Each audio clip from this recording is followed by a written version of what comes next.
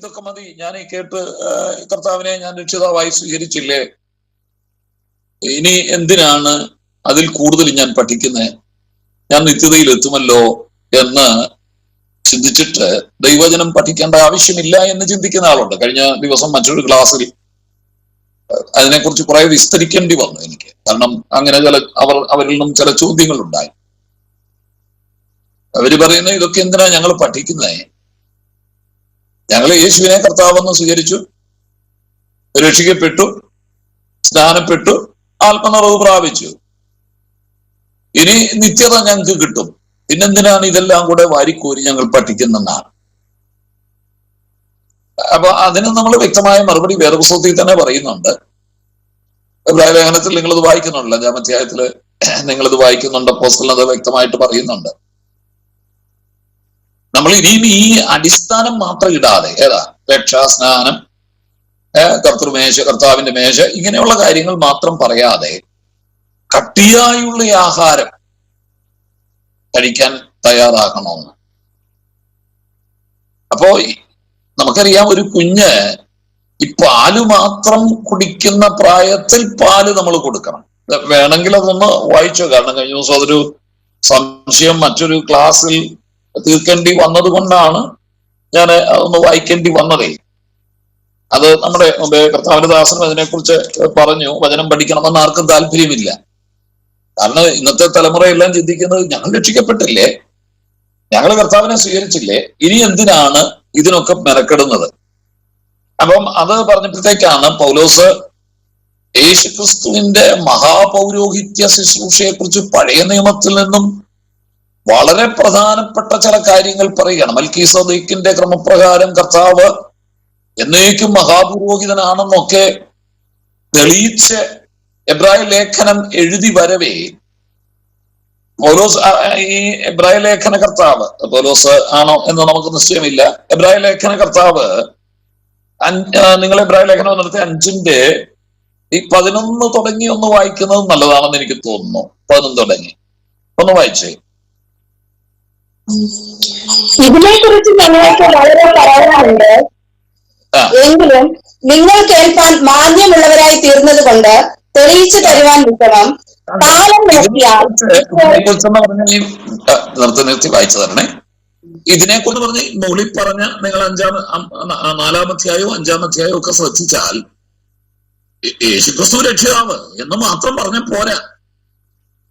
അതുകൊണ്ട് പഴയ നിയമത്തിൽ നിന്നും യേശുക്രിസ്തുവിന്റെ മഹാപൗരോഹിത്യ ശുശ്രൂഷ എടുത്ത് വ്യാഖ്യാനിക്കുകയാണ്.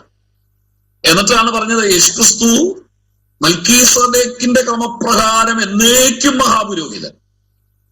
ഇതൊന്നും ആർക്കും പഠിക്കണ്ട, ഇവർക്ക് ഇത്രയും പഠിച്ചാൽ മതി. യേശു രക്ഷിതാവ്, എന്നെ രക്ഷിച്ചു, ക്രൂശ് മരണം കൊണ്ട് എനിക്ക് വിടുതലുണ്ടായി, അത്രയും മതി എന്ന് പറഞ്ഞ് ഒരു തണുപ്പൻ മട്ടിൽ പോകുന്ന ദൈവമക്കളോടായി പറയുന്നത്. നിങ്ങൾ അത് പഠിച്ചാൽ മതിയോ, അത്രയും പഠിച്ചാൽ മതിയോ, നിങ്ങൾ സ്വർഗത്തിലെത്തും, അതിന് വേറൊരു തർക്കമൊന്നും ഇല്ല കേട്ടോ, നിങ്ങൾ സ്വർഗത്തിലെത്തും.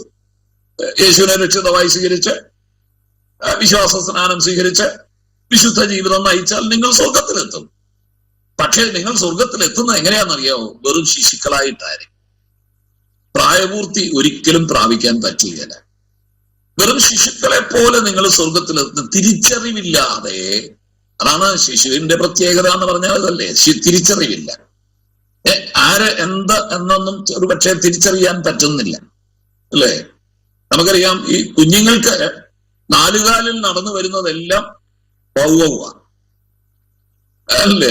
അത് പശുവാണെങ്കിലും കൊള്ളാം, പൂച്ചയാണെങ്കിലും കൊള്ളാം, പട്ടിയാണെങ്കിലും കൊള്ളാം, പോത്താണെങ്കിലും കൊള്ളാം, എരുമയാണെങ്കിലും കൊള്ളാം, 4 കാലിൽ നടന്നു വരുന്നതെല്ലാം കുഞ്ഞുങ്ങൾ വൗവ. That's all. ഇതൊക്കെയാണ് നമ്മുടെ ദൈവമക്കൾക്ക് പലർക്കും സംഭവിക്കുന്നത്. എന്താ ഏതാന്നറിയത്തില്ല. നമ്മുടെ വളരെ പരിതാപകരമാണ് നമ്മുടെ ദൈവമക്കളുടെ ഒക്കെ വചനജ്ഞാനം. കർത്താവിന്റെ ദാസൻ പറഞ്ഞ പോലെ ആർക്കും ഇത് വേണ്ട ഇപ്പൊ. എന്നാൽ ബൈബിൾ സ്കൂളുകളിൽ ആളുകൾ ചെല്ലുന്നില്ല എന്നുള്ളത് ഒരു പ്രധാന കാര്യമാണ് കർത്താവിന്റെ ദാസൻ ഓർപ്പിച്ചത്. അതിന്റെ ഒരു പ്രധാന കാര്യം എന്തെന്നറിയാമോ? മറ്റൊരു ഇപ്പൊ ബൈബിൾ സ്കൂളിൽ ചെന്ന് കഴിഞ്ഞാൽ ശുശ്രൂഷയ്ക്ക് വേണ്ടി വേർതിരിയുമല്ലോ. അങ്ങനെ ഒരു തലമുറ ഇന്ന് തയ്യാറാകുന്നില്ല. അതിനൊക്കെ കാരണം എന്താണെന്നറിയാമോ? ഞങ്ങളൊക്കെ പൂർണ്ണ സമയ ശുശ്രൂഷ ചെയ്തവരൊക്കെ അനുഭവിച്ച ഒത്തിരി വേദനകൾ, ഒത്തിരി ഒറ്റപ്പെടലുകൾ, തഴച്ചിലുകൾ, ഇതൊക്കെ കണ്ടു വളർന്നവരായിരിക്കും നമ്മുടെ കുഞ്ഞുങ്ങൾ. അതുകൊണ്ട് നമ്മുടെ കുഞ്ഞുങ്ങൾ പലപ്പോഴും പൂർണ്ണസമയ ശുശ്രൂഷയ്ക്ക് വേണ്ടി തയ്യാറാകുന്നില്ല. എനിക്കുമുണ്ട് 2 കുഞ്ഞുങ്ങൾ. ദൈവകൃപയിൽ ഫെയ്ത്ത് ഹോമിൽ അവരെ വളർത്തിയെടുത്തതാണ്. പക്ഷേ അവർക്കും പൂർണ്ണസമയ ശുശ്രൂഷയ്ക്ക് താല്പര്യമില്ല. അതിന്റെ കാരണം എന്താണെന്ന് ചോദിച്ചാൽ, എന്റെ ജീവിതം കണ്ടാണല്ലോ അവര് വളർന്നു വന്നതേ. ഞങ്ങൾ അനുഭവിച്ച ബുദ്ധിമുട്ടുകൾ, പട്ടിണി നന്നായിട്ട് അനുഭവിച്ചിട്ടുണ്ട്, കഷ്ടതയും പ്രയാസവും ബുദ്ധിമുട്ടും. പിന്നെ സഭയ്ക്കകത്ത് ഇതൊന്നും ഞാൻ പരസ്യമായിട്ട് പറയേണ്ട കാര്യമില്ലല്ലോ, എല്ലാത്തിലും പാസ്റ്റർമാരിലെ തൂങ്ങേണ്ടി വരുന്നതേ. അപ്പൊ അതൊക്കെ കുഞ്ഞുങ്ങൾ കണ്ടു വളർന്നതുകൊണ്ട് ഒരിക്കലും ഒരു സഭയുടെ പാസ്റ്റർ ആയിരിക്കാൻ അവർ ആഗ്രഹിക്കുന്നില്ല. അതുകൊണ്ട് അവര് ജോലിയോടുകൂടി അവർ ദൈവം കൊടുത്ത വിദ്യാഭ്യാസത്തിനൊത്തവിധം അവർ ജോലി ചെയ്യുന്നു. അതോടൊപ്പം തന്നെ കർത്താവിന്റെ വേല അവര് ചെയ്യാനാണ് അവരും ഇഷ്ടപ്പെടുന്നതും ചെയ്യുന്നതും.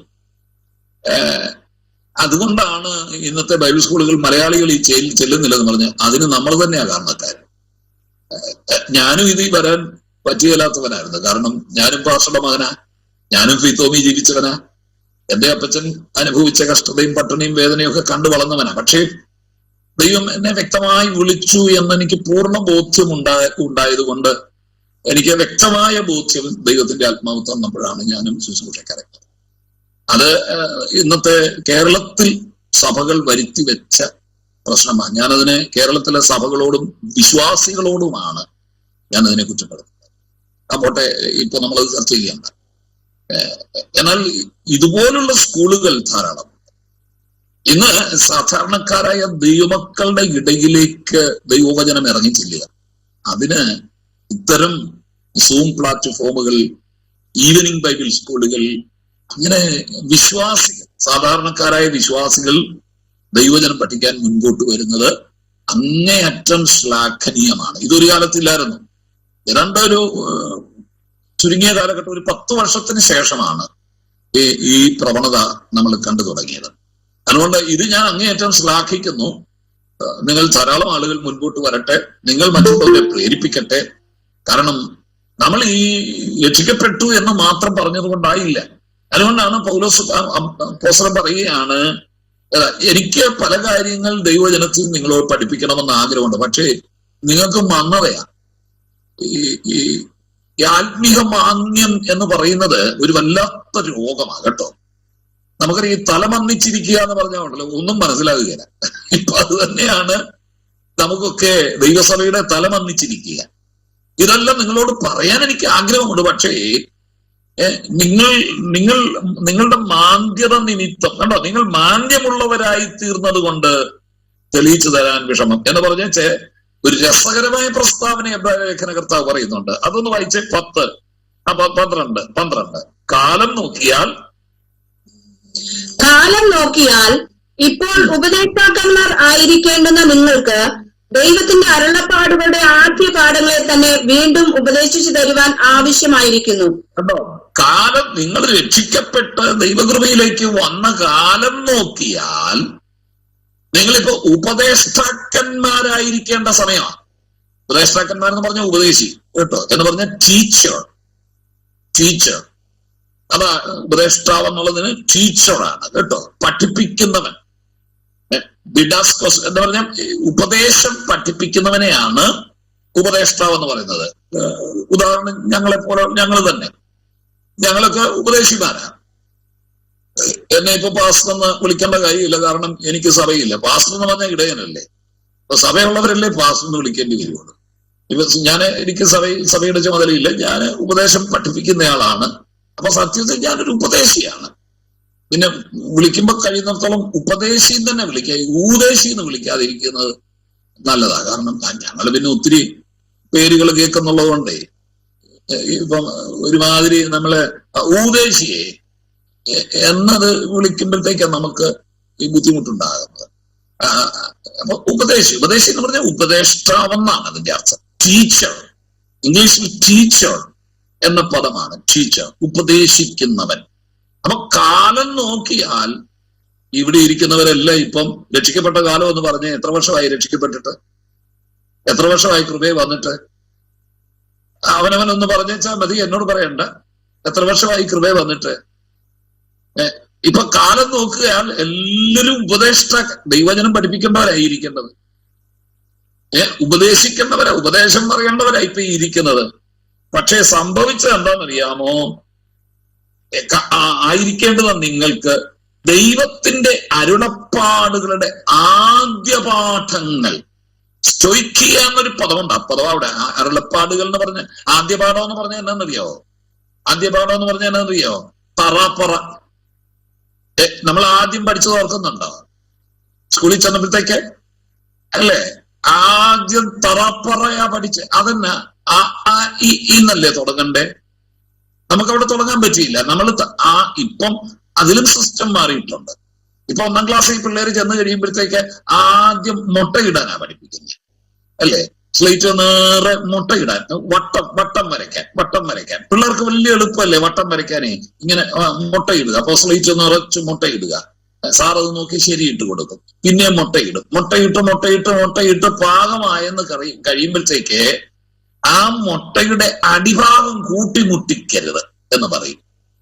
എന്ന് പറഞ്ഞാൽ അപ്പൊ മറ്റേ വട്ടം വന്നാലല്ലേ മുട്ടയാകുന്നത്, അടിഭാഗം കൂട്ടിമുട്ടിക്കണ്ട. അപ്പൊ ആദ്യം കിട്ടുന്ന അക്ഷരം റാ, അവിടെ തുടങ്ങുന്നേ. എഴുതാൻ എളുപ്പത്തിനെ എന്ന് പറഞ്ഞാൽ സഹസ്രാബ്ദം കഴിഞ്ഞാലും കുഞ്ഞ് എഴുതുകയല്ല. കാരണം എത്ര കുരുപ്പും എത്ര വട്ടവും ഇടണം എഴുതാനേ. അപ്പൊ അതുകൊണ്ട് ഈ തുടങ്ങാത്തത്. അതുകൊണ്ടാണ് ഇപ്പോഴത്തെ സിസ്റ്റം അനുസരിച്ച് പ്രൈമറി ക്ലാസ്സിൽ ആദ്യം മുട്ടയിടാൻ പഠിപ്പിക്കുന്നത്. അപ്പൊ ആദ്യം റാ, പിന്നെ ആ റാ അകത്തോട്ട് കയറ്റി പുറത്തോട്ട് കൊണ്ടുവരിക. അപ്പത്തറ. സത്യത്തിൽ നമ്മൾ തറയെന്നാ തുടങ്ങിയത്, അല്ലേ? ഒരർത്ഥത്തിൽ നമ്മളെയൊക്കെ തറയാന്നല്ലേ പഠിപ്പിച്ചേ? അവിടുന്നല്ലേ നമ്മൾ തുടങ്ങിയത്. അപ്പൊ തറയെന്ന് തുടങ്ങിയാലേ നമുക്ക് നിലത്ത് നിൽക്കാൻ പറ്റൂ. തറ കഴിഞ്ഞപ്പോ പന.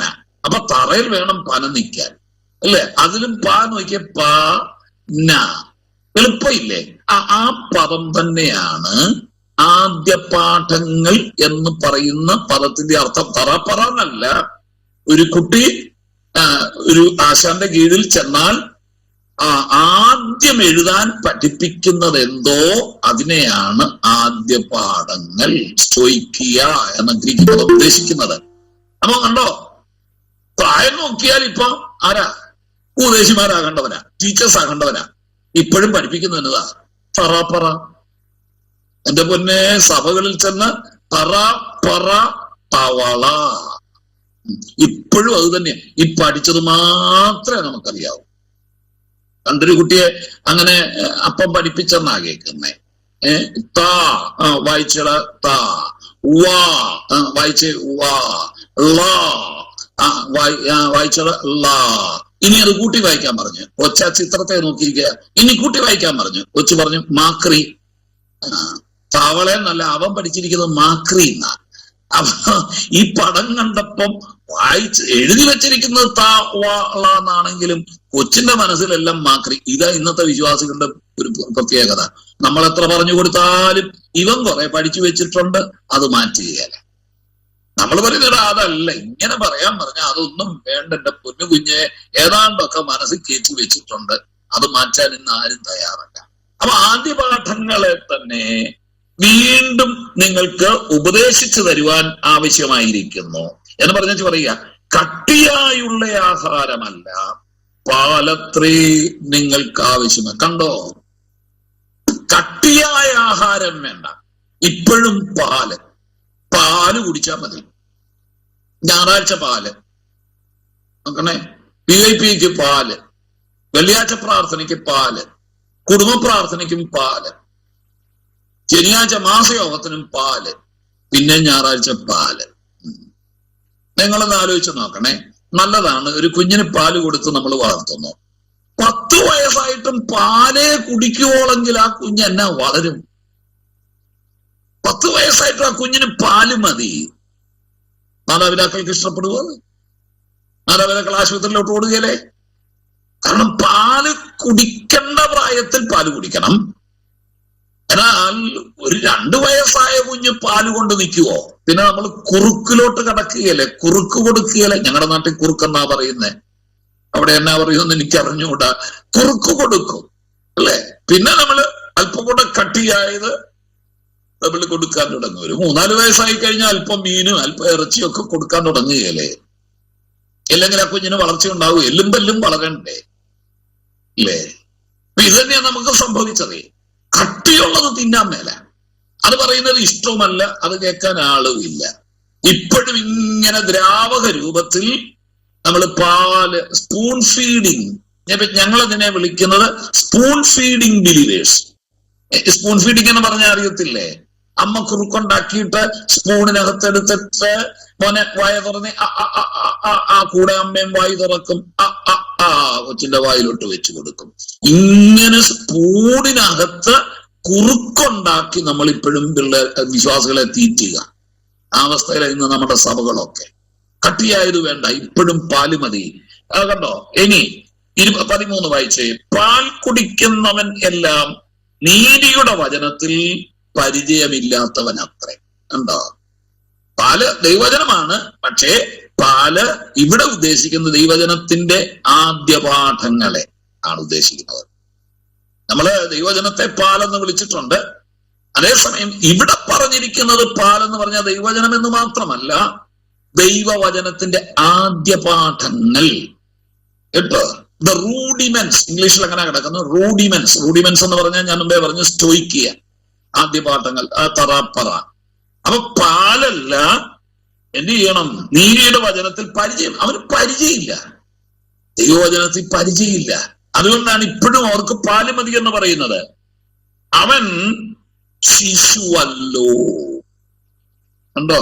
ഇതാണ് നമ്മൾ സംഭവിക്കുന്നത്. ദൈവസഭകളിൽ ആത്മീക ശിശുക്കൾ മാത്രം മതി. വരുന്നവരും പോകുന്നവരും ഇരിക്കുന്ന പാസ്റ്ററും പാലാണ് കൊടുക്കുന്നത്. എനിക്ക് തോന്നുന്നു ഇന്ന് നമ്മുടെ സഭകളെല്ലാം ആത്മീയ അംഗനവാടികളായിട്ട് മാറിയിരിക്കുകയാണ് അല്ലേ? ഇവിടെ ഒരു അംഗനവാടി, അപ്പുറത്തൊരു അംഗനവാടി, IPCക്ക് അംഗനവാടി, ഷാരോൻ ഒരു അംഗനവാടി, അസംബ്ലീസ് ഓഫ് ഗോഡിന്റെ വേറൊരു അംഗനവാടി. അങ്ങനെ നമ്മുടെ സഭകളെല്ലാം അംഗനവാടികളായി മാറിയിരിക്കുകയാണ്. ഇതൊക്കെ മതി. എന്താ? Spoon feeding. കട്ടിയുള്ളത് വേണ്ടവർക്ക് പാല് മാത്രം മതി. കട്ടിയായുള്ള ആഹാരം നന്മതിന്മകളെ തിരിച്ചറിയുവാൻ തഴക്കത്താൽ അഭ്യസിച്ച ഇന്ദ്രിയമുള്ളവരായി പ്രായം തികഞ്ഞവർക്കേ പറ്റൂ. ഇപ്പൊ പറഞ്ഞ് മനസ്സിലായോ? ഈ കട്ടിയായ ദൈവവചനം അങ്ങോട്ട് കൊടുക്കണമെങ്കിൽ ആത്മിക വളർച്ച പ്രാപിച്ചവർക്കേ പറ്റൂ. ആത്മിക വളർച്ച പ്രാപിക്കണമെങ്കിൽ എന്ത് വേണം? ഈ കട്ടിയായ ആഹാരം കൊടുക്കണം. ഇതിപ്പാർക്കും വേണ്ട. അതല്ലേ ഇത്രയും സൗകര്യമായിട്ട് കർത്താവിന്റെ ദാസൻ ഒരു ക്രമീകരണം ഒരുക്കി. നിങ്ങൾ ഇരിക്കുന്നിടത്ത് വചനം എത്തിക്കുക. അദ്ദേഹം കേട്ടോണേ, നിങ്ങൾ അദ്ദേഹത്തിന് പ്രതിഫലം വല്ലതും കിട്ടുന്നുണ്ടോന്ന് എനിക്കറിഞ്ഞൂടാ. നിങ്ങൾ ഇരിക്കുന്ന വീട്ടിലേക്ക് ഇത് പറഞ്ഞു വിടുകല്ലേ. എന്നിട്ട് എത്ര പേര് ഇതിനകത്ത് ചേർന്നു? സൗജന്യമായി പഠിപ്പിക്കുകയല്ലേ. എത്ര പേര് ഇതിനകത്ത് ചേരുന്ന നിങ്ങളെ കുറിച്ചല്ല ഞാൻ കുറ്റം പറഞ്ഞത്. ഇത്രയും സൗകര്യം ഉണ്ടായിട്ടും എന്തുകൊണ്ട് നമ്മുടെ ദൈവമക്കൾ ഇത്തരം സൗജന്യമായി കിട്ടി? ഞാൻ നോക്കിയിട്ട് സാറേ നല്ല ഫീസ് വെക്കണമെന്നേ. ഈ സൗജന്യം കൊടുക്കുന്ന കാരണം ഇതിന്റെ വില ആർക്കും അറിയാൻ മേലാത്തത്. ഫീസ് കൊടുക്കണം. ഫീസ് കൊടുക്കുന്നുണ്ടെന്ന് തോന്നുന്നു. ചിലര് പറയുന്നുണ്ട്. എങ്കിൽ നല്ലത് കേട്ടോ. ഇല്ല ഇല്ല ഇല്ല, നല്ല ഫീസൊക്കെ കൊടുത്തെങ്കിലേ പഠിക്കാനും താല്പര്യം ഉണ്ടാവുകയുള്ളതാണ് എനിക്ക് തോന്നുന്നത്. ഇത് വീട്ടിലേക്ക് കൊണ്ടെത്തിച്ചിട്ട് പോലും ഉണ്ടോ നിങ്ങളിൽ ചിലർക്ക് അതിന് താല്പര്യം തോന്നി നിങ്ങൾ മുൻപോട്ട് വന്നു. നിങ്ങളുടെ ആ നല്ല മനസ്സിന് ആത്മീയമായ വളർച്ച നേടാനുള്ള ആഗ്രഹത്തിന് ഞാൻ അങ്ങേയറ്റം ദൈവത്തെ സ്തുതിക്കുന്നു. എന്നാൽ ഈ സംരംഭം, ഈ സന്ദർഭം എത്രയോ ആളുകൾക്ക് പ്രയോജനപ്പെടുത്താമായിരുന്നു. അവർക്കിതൊന്നും വേണ്ട. ഇപ്പോഴും ഞായറാഴ്ച ചെല്ലുമ്പം പാല്, ചൊവ്വാഴ്ച പ്രാർത്ഥനയ്ക്കും പാല്, വീട്ടുപ്രാർത്ഥനയ്ക്കും പാല്, വെള്ളിയാഴ്ച പ്രാർത്ഥനയ്ക്കും പാല്, PYPക്കും പാല്, എല്ലാവർക്കും പാല് മതി. ഏതാ ഈ ആദ്യ പാഠങ്ങൾ ഏതാന്ന് കേട്ടു? ക്രിസ്തീയ ആദ്യ പാഠങ്ങളെ കുറിച്ച് പറഞ്ഞില്ലേ? 6-ാം അധ്യായം. നമ്മൾ ഈ അധ്യായം പിന്നെ തിരിച്ചത് കേട്ടോ. വേറെ പുസ്തകം ഇങ്ങനെ തുടർമാനം അങ്ങ് എഴുതി പോവുകയായിരുന്നേ. 6-ാം നൂറ്റാണ്ട് കഴിഞ്ഞാണ് ഈ അധ്യായവും വാക്യവും ഒക്കെ തിരിച്ചതേ. അതുകൊണ്ട് 5-ാം അധ്യായം അവിടെ തീർന്നെന്നും കണ്ട് അവിടെ പരിപാടി തീർന്നില്ല, തുടർമാനം എഴുതി പോവുകയായിരുന്നു. അതുകൊണ്ട് 6-ാം അധ്യായത്തിലേക്കൊന്ന് വന്നേ. നമുക്കിപ്പം വായിക്കാൻ എളുപ്പത്തിന് വേണ്ടിയിട്ടാണ് ഈ അധ്യായമൊക്കെ തിരിച്ചത്. അത് എഴുതിയപ്പോ അങ്ങനെ ആയിരുന്നില്ല. 6-ാം നൂറ്റാണ്ടിൽ മസറത്തുകൾ എന്ന് പറഞ്ഞൊരു വിഭാഗമാണ് ഈ അധ്യായവും വാക്യവും ഒക്കെ തിരിച്ചത്. അതുകൊണ്ട് 6-ാം വാക്യം ഒന്ന് വായിച്ച്, 6-ാം അധ്യായം വായിച്ച്. അതുകൊണ്ട് 6 അതുകൊണ്ട് നിർജീവ പ്രവർത്തനങ്ങളെ കുറിച്ചുള്ള മാനസാന്തരം, ദൈവത്തിലെ വിശ്വാസം, സ്നാനങ്ങളെ കുറിച്ചുള്ള ഉപദേശം, കൈവയ്പ്, മരിച്ചവരുടെ പുനരുദ്ധാനം, നിത്യശിക്ഷാവിധി എന്നിങ്ങനെയുള്ള അടിസ്ഥാനം പിന്നെയും ഇടാതെ നാം ക്രിസ്തുവിനെ കുറിച്ചുള്ള ആദിവചനം വിട്ട് പരിജ്ഞാന പൂർത്തി പ്രാപിപ്പാൻ ശ്രമിക്കുക. കണ്ടോ? ഞാൻ പറഞ്ഞ ആദിവചനം ഏതാണെന്നറിയാമോ? നിർജീവ മാനസാന്തരം. അടുത്തത് ദൈവത്തിങ്കലെ വിശ്വാസം എന്ന് പറഞ്ഞ മാനസാന്തരം, വിശ്വാസം, സ്നാനം, കൈവെപ്പ്, പുനരുത്ഥാനം, നിത്യശിക്ഷാവിധി. ഇത്രയും മതി എല്ലാവർക്കും. ഇത് ആദ്യ പാഠങ്ങൾ എന്ന് പറഞ്ഞത്. ഇത് ആദ്യ പാഠം. ഇത് കേട്ടപ്പോഴാണ് നമ്മൾ രക്ഷിക്കപ്പെട്ടത്. ഇത് പ്രിലിമിനറിയാണ്, പ്രൈമറിയാണ്. ഇപ്പൊ ക്രിസ്തീയ പഠനശാലയിലെ ആദ്യം നമുക്ക് ഇട്ടു തരുന്ന ഇത് കേട്ടുകൊണ്ടൊക്കെയാ. നമ്മൾ ഈ ന്യായവിധിയെ കുറിച്ച് കേട്ടു അല്ലെ, സ്നാനത്തെ കുറിച്ച് കേട്ടു, വിശ്വാസത്തെ കുറിച്ച് കേട്ടു അല്ലെ, മാനസാന്തരത്തെ കുറിച്ച് കേട്ടു. ഇങ്ങനെയൊക്കെ തന്നെയാണ് നമ്മൾ രക്ഷിക്കപ്പെട്ടത്. ഇപ്പോഴും അത് തന്നെ പിന്നെയും കേൾക്കേണ്ടി വരിക. അതിൽ കൂടുതൽ ജനത്തിന് ആവശ്യമില്ല. അതിൽ കൂടുതൽ പഠിപ്പിക്കുന്നിടത്ത് ജനം കൂടുന്നില്ല. അങ്ങനെയുള്ളവരുടെ ക്ലാസ്സുകളോ പാഠങ്ങളോ ജനത്തിന് വെറുപ്പാണ്. എന്റെ അനുഭവമാണ് കേട്ടോ, എന്റെ അനുഭവം തന്നെയാ. അപ്പോസ്തലൻ എഴുതി വെച്ചത് വളരെ കറക്റ്റ് ആണ്. കാരണം എന്താണെന്നറിയാമോ, നമ്മള് അല്പം കൂടെ കട്ടിയായത് ജനത്തിന് കൊടുക്കണമെന്നുള്ള ഏറിയ ഉത്തരവാദിത്വം ദൈവം ഏൽപ്പിച്ചിട്ടുള്ളത് കൊണ്ട് വളരെ പ്രാർത്ഥനയും വളരെ വായനയും വളരെ പഠനവും വളരെ ധ്യാനവും കഴിഞ്ഞിട്ടാണ് നമ്മൾ ശുശ്രൂഷയ്ക്ക് പലയിടത്തും ചെല്ലുന്നത്. എന്നാ നമ്മൾ കേട്ടു തുടങ്ങുമ്പോഴത്തേക്ക് ജനം എന്ത് ചെയ്യുക? ബോറടിക്കുക. പിന്നെ നമ്മളെ ഇളക്കുന്ന പരിപാടി എനിക്കറിയാനും വയ്യ. അത് വേറൊരു കാര്യം. എന്റെ ചിന്ത ഈ വചനം പഠിപ്പിക്കുന്നത് നമ്മളെ ഇളക്കാനല്ലല്ലോ, വിശ്വാസത്തിൽ ഉറപ്പിക്കാനല്ലേ. അതുകൊണ്ട് ഈ ഉറപ്പിക്കുന്ന പണിയാണ് എനിക്ക്. ഇളക്കാൻ എനിക്കറിയത്തില്ല. അതുകൊണ്ട് നമ്മളെയൊക്കെ റിജക്റ്റ് ചെയ്യുക ആളുകൾ. അപ്പൊ എന്ത് ചെയ്യുക? ഇപ്പോഴും ഈ മാനസാന്തരം, സ്നാനം, ഉണ്ടോ, വിശ്വാസം, ഇതൊക്കെ പഠിച്ചാൽ മതി. പിന്നെ വേറൊരു കാര്യം, ഇതുപോലും ഇപ്പൊ അറിയത്തില്ല നമ്മുടെ ദൈവനത്ത്.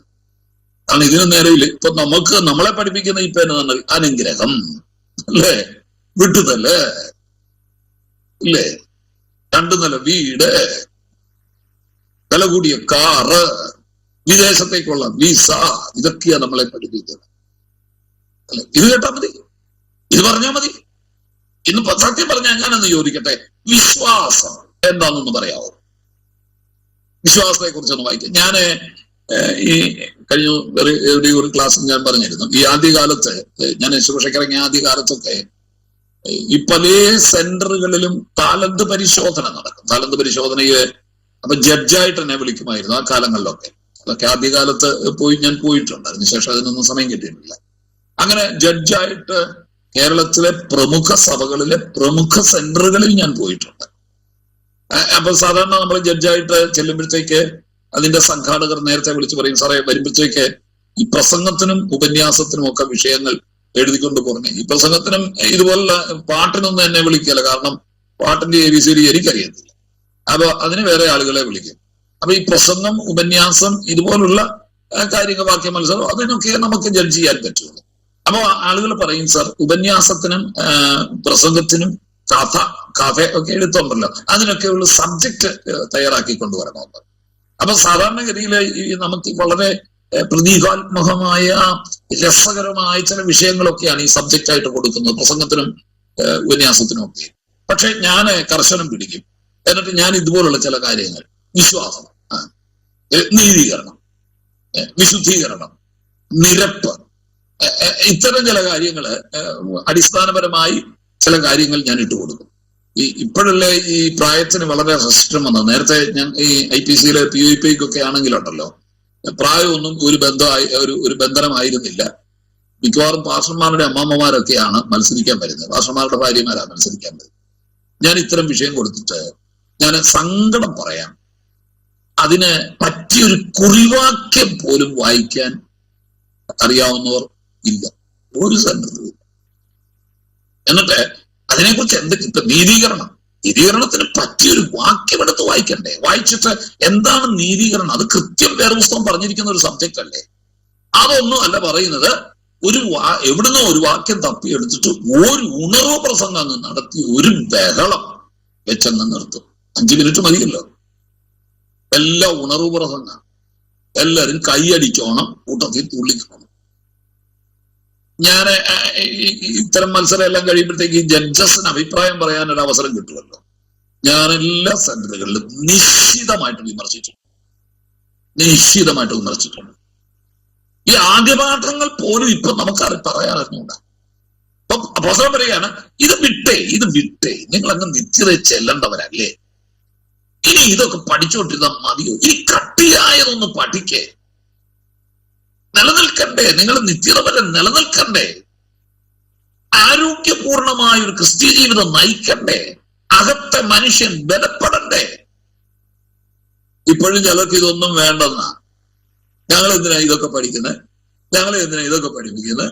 ഞങ്ങൾ മാനസാന്തരപ്പെട്ടു, രക്ഷിക്കപ്പെട്ടു, സ്നാനപ്പെട്ടു, ഞങ്ങൾ ഇനി അങ്ങ് നിത്യത ചെന്നാ മതി എന്നും പറഞ്ഞ് തയ്യാറായി കയ്യും കെട്ടിയിരിക്കുകയാണ് ചിലർ. അതുകൊണ്ട് അങ്ങനല്ല. ദൈവവചനത്തിന്റെ കട്ടിയായുള്ള വിഷയങ്ങൾ പഠിച്ച് ക്രിസ്തു എന്ന തലയോളം നാം വളരണമെന്ന് ദൈവവചനം നമ്മളെ ഉപദേശിക്കുന്നു. അതിനുള്ള സംരംഭം. അല്ലാതെ ഇതുകൊണ്ട് ഞങ്ങൾക്ക് ഏതാണ്ട് ഫീസ് കിട്ടുന്നെന്നോ ഞങ്ങൾ ഇതുകൊണ്ട് ചെലവ് കഴിയുന്നെന്നോ അല്ല കേട്ടോ. ഞങ്ങൾ കർത്താവിന്റെ വേല ചെയ്യുന്നവരെ ഒരിടത്തൂടെ സൗജന്യമായിട്ട് ചെയ്താൽ മറ്റൊരിടത്ത് ദൈവം ഞങ്ങളെ അത്ഭുതകരമായിട്ട് നടത്തും. ഇന്നുവരെയും ഞങ്ങളുടെ ജീവിതത്തിൽ ഞങ്ങൾ അത് അനുഭവിച്ചിട്ടുണ്ട്. ശുശ്രൂഷയ്ക്ക് പോകുന്നിടത്തെല്ലാം ഞങ്ങൾ കാശ് എണ്ണി വാങ്ങിക്കാറില്ല. തന്നെങ്കിൽ മേടിക്കും. ഇനി പാവപ്പെട്ട ഒരു സഭയോ കുടുംബമാണ് നമ്മളെ വിളിക്കുന്നെങ്കിൽ ബുദ്ധിമുട്ട് കാണുമ്പോഴത്തേക്ക് നമ്മളെ വാങ്ങിച്ചേച്ച് ഇത് കയ്യിലിരിക്കട്ടെ, നിങ്ങൾ എനിക്ക് വേണ്ടി പ്രാർത്ഥിച്ചാൽ മതി എന്ന് പറഞ്ഞ് കൊടുത്തിട്ട് പോരുന്നവരാ. പക്ഷെ വേറൊരു കാര്യമുണ്ട്. അപ്പം വേറൊരിടത്ത് ചെല്ലുമ്പോഴത്തേക്ക് ഇരട്ടിക്കിരട്ടി ദൈവം ഇപ്പുറത്തൂടെ തരും. ഞങ്ങളുടെ കുടുംബത്തെ ദൈവം പരിപാലിച്ചോളും. ഞങ്ങളാരും ഇത് കൂലിക്ക് ചെയ്യുന്നവരല്ല കേട്ടോ. എന്നാൽ ഞങ്ങളുടെ പ്രതിഫലം ഇതുവരെയും മുടങ്ങിയിട്ടുമില്ല. Praise the Lord. അതുകൊണ്ട് ഞാൻ പറയുകയാണ്, ഇതെല്ലാം നിങ്ങളെ പഠിപ്പിച്ചിട്ട് ഫീസ് വാങ്ങിക്കാനല്ല ഇത് പഠിപ്പിക്കുന്നത്. ഒരു ദൈവ പൈതൽ ഇത് പഠിക്കണമെന്ന് ഞാൻ ഈ ഒരു ഭാഗം മാത്രം എടുത്തെന്ന് പറഞ്ഞെന്നുള്ളതേ ഉള്ളൂ. ചിലർക്കൊരു ചിന്തയുണ്ട്, ഞങ്ങൾ ഇതൊക്കെ പഠിക്കേണ്ട കാര്യം എന്താ, ഇനിയെങ്കിലും ഇതൊക്കെ ഒന്ന് പറഞ്ഞ് മനസ്സിലാക്കി കൊടുക്കണേ.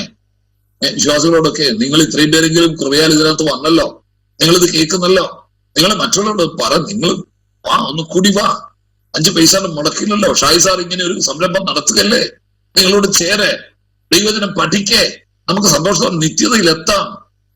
ആരോഗ്യമുള്ളവരായ ക്രിസ്ത്യ ജീവിതം നയിച്ച് നിത്യതയിലെത്തണ്ടേ? ഇതൊക്കെ അവരോടൊന്ന് പറഞ്ഞുകൊള്ളു. ഞാൻ അതുകൊണ്ട് അല്പം വിഷയം വിട്ട് പറഞ്ഞെന്നുള്ളതേ ഉള്ളൂ. നിങ്ങളെ 7 പരിശുദ്ധാത്മ അനുഭവത്തെ കുറിച്ചാണ് ഞാൻ പറഞ്ഞുകൊണ്ടിരുന്നത്. ഞാൻ പറഞ്ഞു അതിനകത്ത് പെടുന്നതല്ല നമ്മൾ രക്ഷിക്കപ്പെടുന്നത്, പരിശുദ്ധാത്മാവിനാണ് രക്ഷിക്കപ്പെടുന്നത്. അത് കഴിഞ്ഞാൽ നാം 7 അനുഭവങ്ങളിലൂടെ കടന്നു പോകണമെന്ന് കഴിഞ്ഞ ആഴ്ച ഞാൻ പറഞ്ഞു. അത് നിങ്ങളെ കൊണ്ട് എഴുതിച്ചെന്ന എന്റെ ചിന്ത. 7 എഴുതി വെച്ചില്ലേ? അത് 7 സത്യം പറഞ്ഞാൽ 7 ക്ലാസ്സുകളല്ല, 7 ഭാഗങ്ങളായി മാസങ്ങൾ കൈകാര്യം ചെയ്യേണ്ട വിഷയമാണ്. ഞാൻ അതിലേക്ക് ഇപ്പം മുതിരുന്നില്ല. ഞാൻ പറഞ്ഞല്ലോ, ഞാൻ ന്യൂമാറ്റോളജി മൊത്തം പഠിപ്പിക്കാനല്ല ഈ വിഷയവുമായിട്ട് നിങ്ങളുടെ മുമ്പിൽ വന്നത്.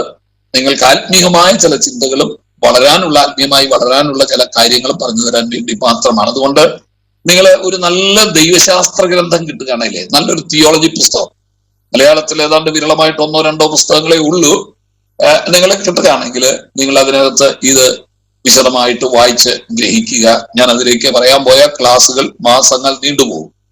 അപ്പൊ പരിശുദ്ധാത്മദാനം, ആദ്യം ഞാൻ പറഞ്ഞത് പരിശുദ്ധാത്മദാനമാണ്. നിങ്ങൾ അതിനകത്ത് റെഫറൻസ് എഴുതിയെന്ന് എനിക്ക് തോന്നുന്നു. അപ്പോസ്തല പ്രവൃത്തി 2-ാം അധ്യായം 38-ാമത്തെ വാക്യവും ലൂക്കോസിന്റെ സുവിശേഷം 11-ാം അധ്യായം 13-ാമത്തെ വാക്യവും. അതിലെ അപ്പോസ്തല പ്രവൃത്തി 2-ന്റെ 38 വായിക്കാമോ? അപ്പോസ്തല പ്രവൃത്തി 2-ന്റെ 38. നമുക്കൊന്ന് തൊട്ടങ്ങ് പോകാം, ദീർഘമായിട്ട് പഠിപ്പിക്കുന്നില്ല. 2-ന്റെ 38. അപ്പോസ്തല പ്രവൃത്തി 2-ന്റെ 38.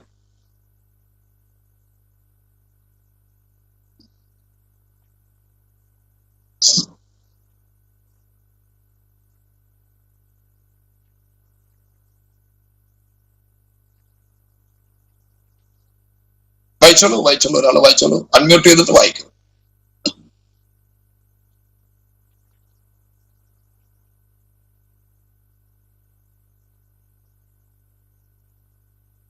ഇത്രയും സമയം വേണോ? നിങ്ങൾ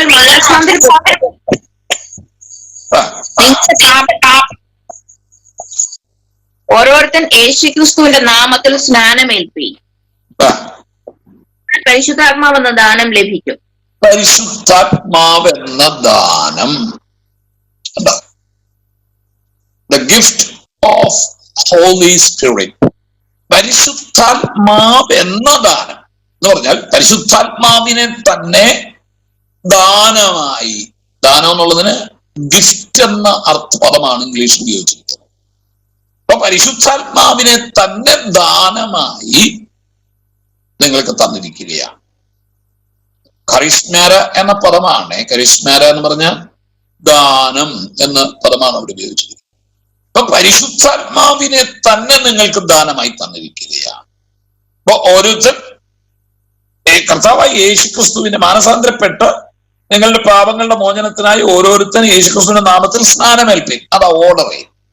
അപ്പൊ രക്ഷിക്കപ്പെട്ട് എന്ന് പറഞ്ഞാൽ മാനസാന്തരപ്പെട്ട് സ്നാനപ്പെടുന്ന ഒരു വ്യക്തിയുടെ മേൽ അടുത്തത് ദൈവം ചെയ്യുന്ന കാര്യമാണ് പരിശുദ്ധാത്മാവെന്ന ദാനം. പരിശുദ്ധാത്മാവെന്ന ദാനം. അതിനോടുകൂടെ വേണമെങ്കിൽ ലൂക്കോസിന്റെ സുവിശേഷം 11:13 കൂടെ ഒന്ന് വായിച്ച്. 11:13 ലൂക്കോസ് 11:13.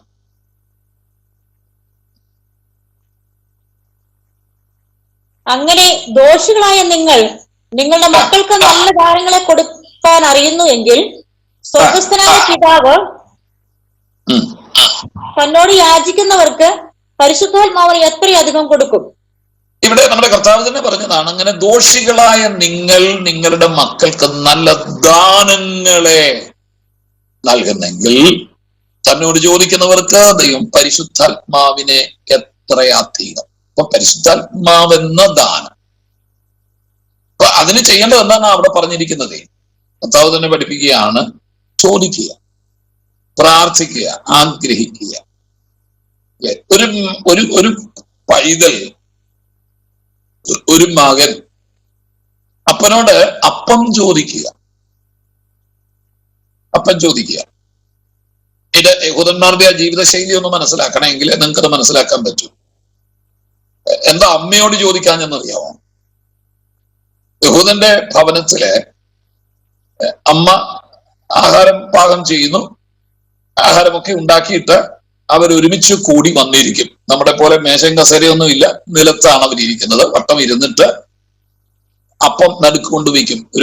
അവരുടെ ടേബിൾ എന്ന് പറയുന്ന ഒരു ചെറിയ വിരിപ്പാണ് കേട്ടോ, ഒരു ചെറിയ വിരിപ്പാണ്. അതിനാണ് ടേബിൾ, സ്പ്രെഡ് ദ ടേബിൾ എന്നൊക്കെ പറയുന്നതിന്റെ അതാണ്. അല്ലാതെ നമ്മളെ പോലെ തടി കൊണ്ടുണ്ടാക്കിയൊരു മേശയല്ല അവർ ഉദ്ദേശിക്കുന്നത്. നടുക്കൊരു വിരി വിരിക്കുന്നു. ആ വിരിയുടെ മുകളിലേക്ക് അപ്പം പെറുക്കി വെക്കുന്നു. അതിന് കൂട്ടാനൊരു പക്ഷെ മീനോ മറ്റെന്തെങ്കിലുമോ അതിനോട് ചേർത്ത് വെണ്ണയോ അതിനോട് കൂട്ടി വെക്കുന്നു. വെച്ചിട്ട് എന്താ ചെയ്യുന്നറിയാമോ? അപ്പൻ ഈ അപ്പം കയ്യിലെടുത്തിട്ട് പ്രാർത്ഥിച്ചിട്ട്, ഈ അപ്പം എന്നൊക്കെ പറഞ്ഞു കഴിഞ്ഞാലേ യഹൂദന്മാരപ്പം ഉണ്ടാക്കുക എന്ന് പറഞ്ഞാൽ നമ്മൾ ചപ്പാത്തി ഉണ്ടാക്കുന്ന പോലെ അല്ലേ. അത് നിങ്ങൾക്കറിയാം, ഒരു സ്ത്രീ 3 പറ മാവിനകത്ത് പുളിപ്പ് വെച്ചതൊക്കെ നിങ്ങൾ പഠിച്ചിട്ടുണ്ട്. അപ്പൊ തലേന്ന് രാത്രിയിലെ ഈ മാവിനകത്ത്, അത് ഗോതമ്പാകാം യവമാകാം, അതിന്റെ വശം പോലെ മാവിനകത്തേക്ക് പുളിപ്പ്, ലെവൻ, എന്താ പറയുന്നത്, ലെവൻ ചേർത്ത് വെക്കും, പുളിപ്പ് ചേർത്ത് വെക്കും. പുളിപ്പ് ചേർത്ത് വെച്ചിട്ട് നമ്മളതിന് ഈസ്റ്റ് എന്ന് പറയും ഇപ്പൊ. അപ്പൊ ഈസ്റ്റ് വെച്ചിട്ട് തലേന്ന് രാത്രി ഇത് അടച്ചു വെക്കും. അടച്ചു വെച്ചിട്ട് നേരം വെളിച്ചെടുക്കുമ്പോഴത്തേക്ക് അത് പൊങ്ങിരിക്കും, നല്ല പൊങ്ങി ബലൂണ് പോലെ വീർത്ത് നിൽക്കും. എന്നിട്ട് ഇവരുണ്ടാക്കുന്ന അപ്പം ഉണ്ടല്ലോ, നമ്മൾ ചപ്പാത്തി ചുടുന്ന പോലെ റോള് വെച്ച് ഉരുട്ടുമൊന്നുമല്ല. ഇവരുടെ രീതി എന്ന് പറഞ്ഞാല് അത് 2 or 3 കഷണമായിട്ട് മുറിക്കുക. ഈ മൊത്തം പിണ്ടം ഉണ്ടല്ലോ 2 or 3 കഷണമായിട്ട് എടുത്തിട്ട് കയ്യിൽ വെച്ചിട്ട് ഒന്ന് അടിച്ചു പരത്തിയിട്ട് ഇവരെന്താ ചെയ്യുന്നറിയാമോ? ഇവരുടെ അടുപ്പ് നിങ്ങൾ ശ്രദ്ധിച്ചിട്ടുണ്ടല്ലോ, അറിയാം. ഇന്ന് പഴയ അതിനെക്കുറിച്ചുള്ള ഫിലിമുകളൊക്കെ ഉള്ളത് കൊണ്ട് നിങ്ങൾക്കത് മനസ്സിലാക്കാം. നമ്മൾ ഉണ്ടാക്കുന്ന അടുപ്പ് പോലെയോ സ്റ്റൗ പോലെയോ അല്ല. ഭൂമിക്ക് അടിയിലേക്ക് കുഴിയാണ്, ഒരു കുഴിയാണ്. ആ കുഴിക്കകത്ത്, ആ കുഴിയുടെ ഓരം, അതിന്റെ വശത്ത് അപ്പം ഒട്ടിച്ചു വെക്കുക ചെയ്യുന്നത്. അപ്പൊ ഇതിനകത്ത് തീ പൂട്ടി ആ തീ കെട്ട് കഴിയുമ്പോഴത്തേക്ക്, കനലായി കഴിയുമ്പോഴത്തേക്ക് ഈ അടുപ്പിന്റെ വശത്തേക്ക് അപ്പം ഒട്ടിച്ചു വെക്കും. ഒട്ടിച്ചു വെക്കുമ്പോ ആ കനലിൽ അത് വെന്ത് കഴിയും. സത്യം പറഞ്ഞാൽ ഇത് പുറത്തേക്ക് എടുത്തു കഴിഞ്ഞാൽ നല്ല കട്ടി കനം തൂങ്ങുന്നല്ലാതെ നമ്മള് എടുക്കുമ്പോഴത്തേക്ക് ഇങ്ങനെ അങ്ങോട്ടും ഇങ്ങോട്ടും മടങ്ങിപ്പോകുമല്ലോ. ഇത് അങ്ങനല്ല, വട്ടി പോലെ നിൽക്കും, വട്ടി പോലെ നിൽക്കും. അപ്പോ ഒരു പക്ഷെ ഒരു വീട്ടിലെ ആളിന്റെ എണ്ണം അനുസരിച്ച് 2 or 3 അപ്പം അവരുണ്ടാക്കുള്ളൂ. അല്ലാതെ നമ്മളെ പോലെ 56 ചപ്പാത്തി ഉണ്ടാക്കിയിട്ട് രാവിലെ ഇരുന്നങ്ങ് മൂക്കുമുട്ട തിന്നുകയല്ല അവരുടെ പരിപാടി. 2 or 3 അപ്പം ഉണ്ടാക്കും, അതങ്ങോട്ട് വെച്ചിട്ട് നടുക്ക് കൊണ്ട് വെക്കും. അതിന്റെ കൂട്ടത്തിൽ വെണ്ണയുണ്ടെങ്കിൽ അത് ആളുകളെ വളർത്തുന്നതായതുകൊണ്ട് വെണ്ണയായിരിക്കാം പലപ്പോഴും ഉപയോഗിക്കുന്നത്, അല്ലെങ്കിൽ മീനായിരിക്കാം. ഇത് കൊണ്ട് വെച്ചിട്ട് അത് വട്ടം വെച്ചിട്ട് അമ്മ ഇത്രയും ചെയ്തു വെച്ചാൽ മതി. അപ്പനാണ് അപ്പം പങ്കുവയ്ക്കുന്നത്, അതുകൊണ്ട് അപ്പനോട് ചോദിക്കുന്നത്. അപ്പം എന്ത് ചെയ്യുക? അപ്പൻ ഇതെടുത്ത് സ്തോത്രം ചെയ്യും, ദൈവത്തെ സ്തുതിക്കും. സ്തുതിച്ചിട്ട് ആളിന്റെ വലിപ്പവും പ്രായവും അനുസരിച്ച് ഇത് ഒടിച്ചു കൊടുക്കുക. മനസ്സിലായോ? കാരണം 3 അപ്പേ കാണുമല്ലോ, ചിലപ്പോ 6 പേരുണ്ടെങ്കിൽ അന്ന് കുഞ്ഞുങ്ങൾ ധാരാളം കാണുമല്ലോ വീട്ടില്.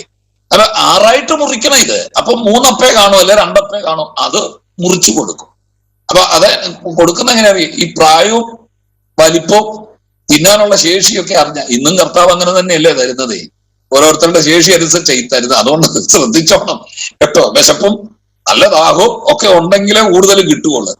അപ്പൊ ഇത് ഒടിച്ച് അങ്ങ് കൊടുക്കും. അപ്പൊ അതുകൊണ്ടാണ് മക്കൾ അപ്പനോട് അപ്പം ചോദിച്ചാൽ കല്ലിനെ കൊടുക്കുമാറുണ്ടോ എന്ന് ചോദിച്ചത്. ഈ കല്ല് കൊടുക്കുമാറുണ്ടോ എന്ന് ചോദിച്ചാൽ നമ്മുടെ കല്ലല്ല കേട്ടോ. ഈ പലസ്തീൻ നാട്ടിൽ സാധാരണ ഈ ചുണ്ണാമ്പ് കല്ലുകളാണ് ഉള്ളത്. പ്രത്യേകിച്ച് ഈ നജഫ് എന്ന് പറഞ്ഞ മരുഭൂമിയിലൊക്കെ, അതായത് നമ്മുടെ കർത്താവ് പോയി പ്രാർത്ഥിക്കാനിരുന്ന ആ മരുഭൂമിയില്ലേ, അതിനെ നജഫ് മരുഭൂമി എന്നാ പറയുന്നത്. ആ നജഫ് മരുഭൂമിയിലൊക്കെ ഈ ചുണ്ണാമ്പ് കല്ലുകൾ അടർന്ന് ഇങ്ങനെ കിടക്കും.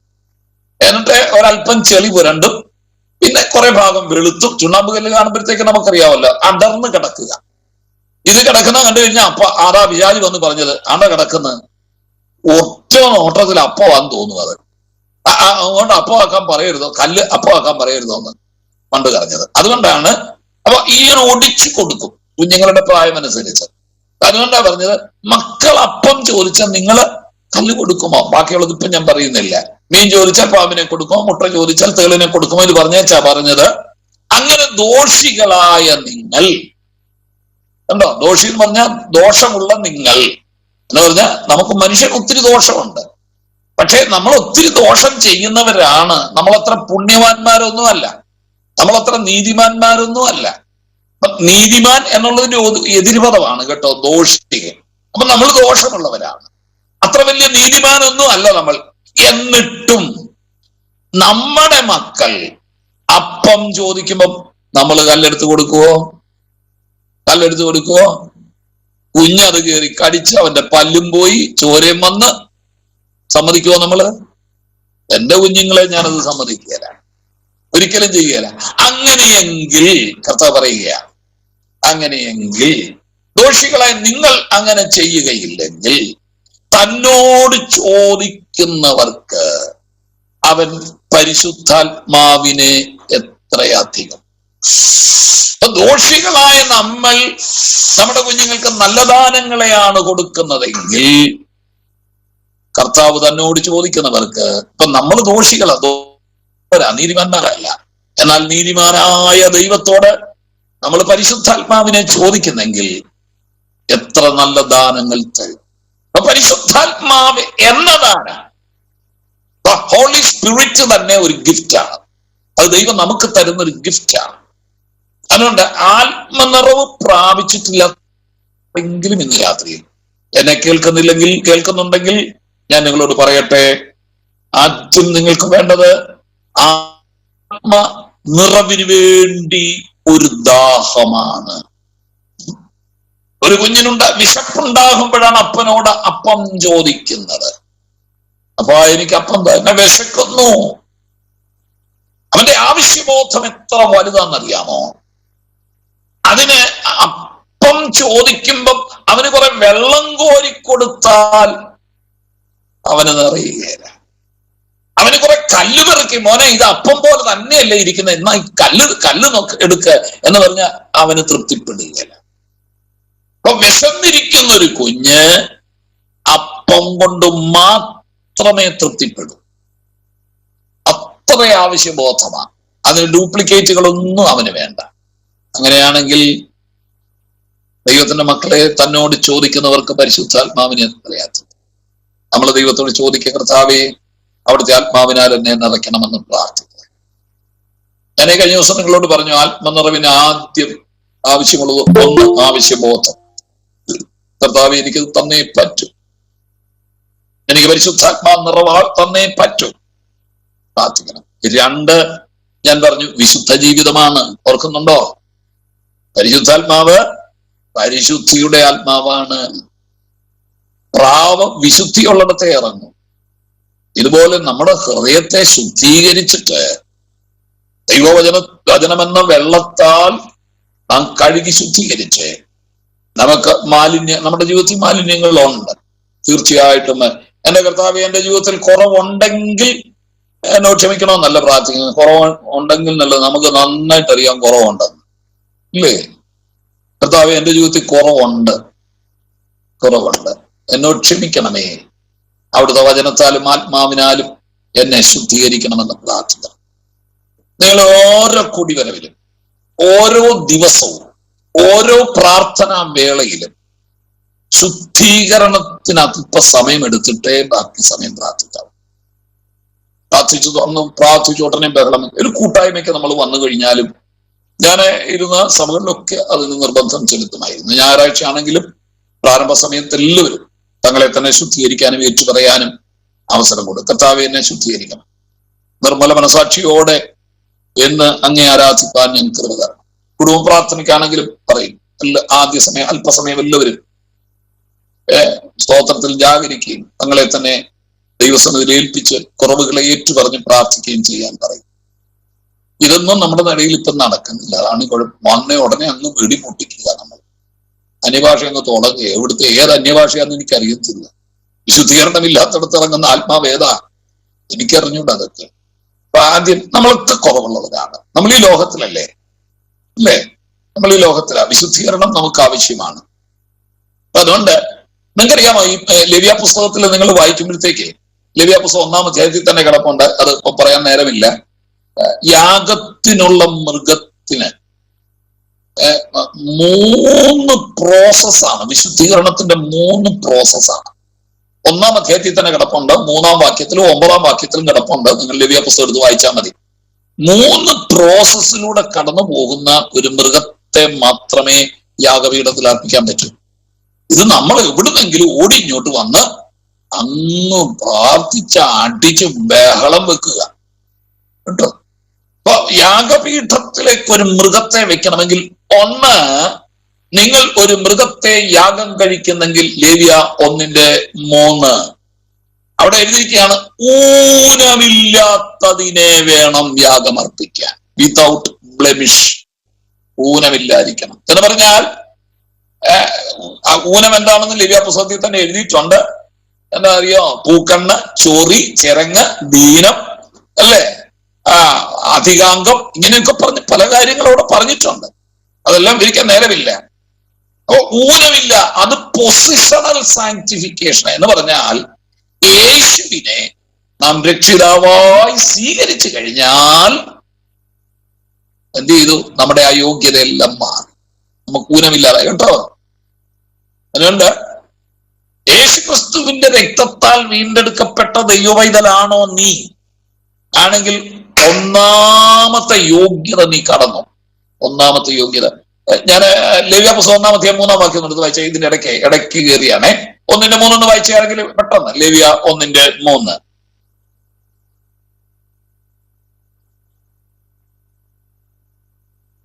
ലേവ്യർ 1:3. അവൻ വഴിപാടായി കന്നുകാലികളിൽ ഒന്നിന്റെ ഹോമയാഗം കഴിക്കുന്നുവെങ്കിൽ ഊനമില്ലാത്ത ആണിനെ അർപ്പിക്കണം.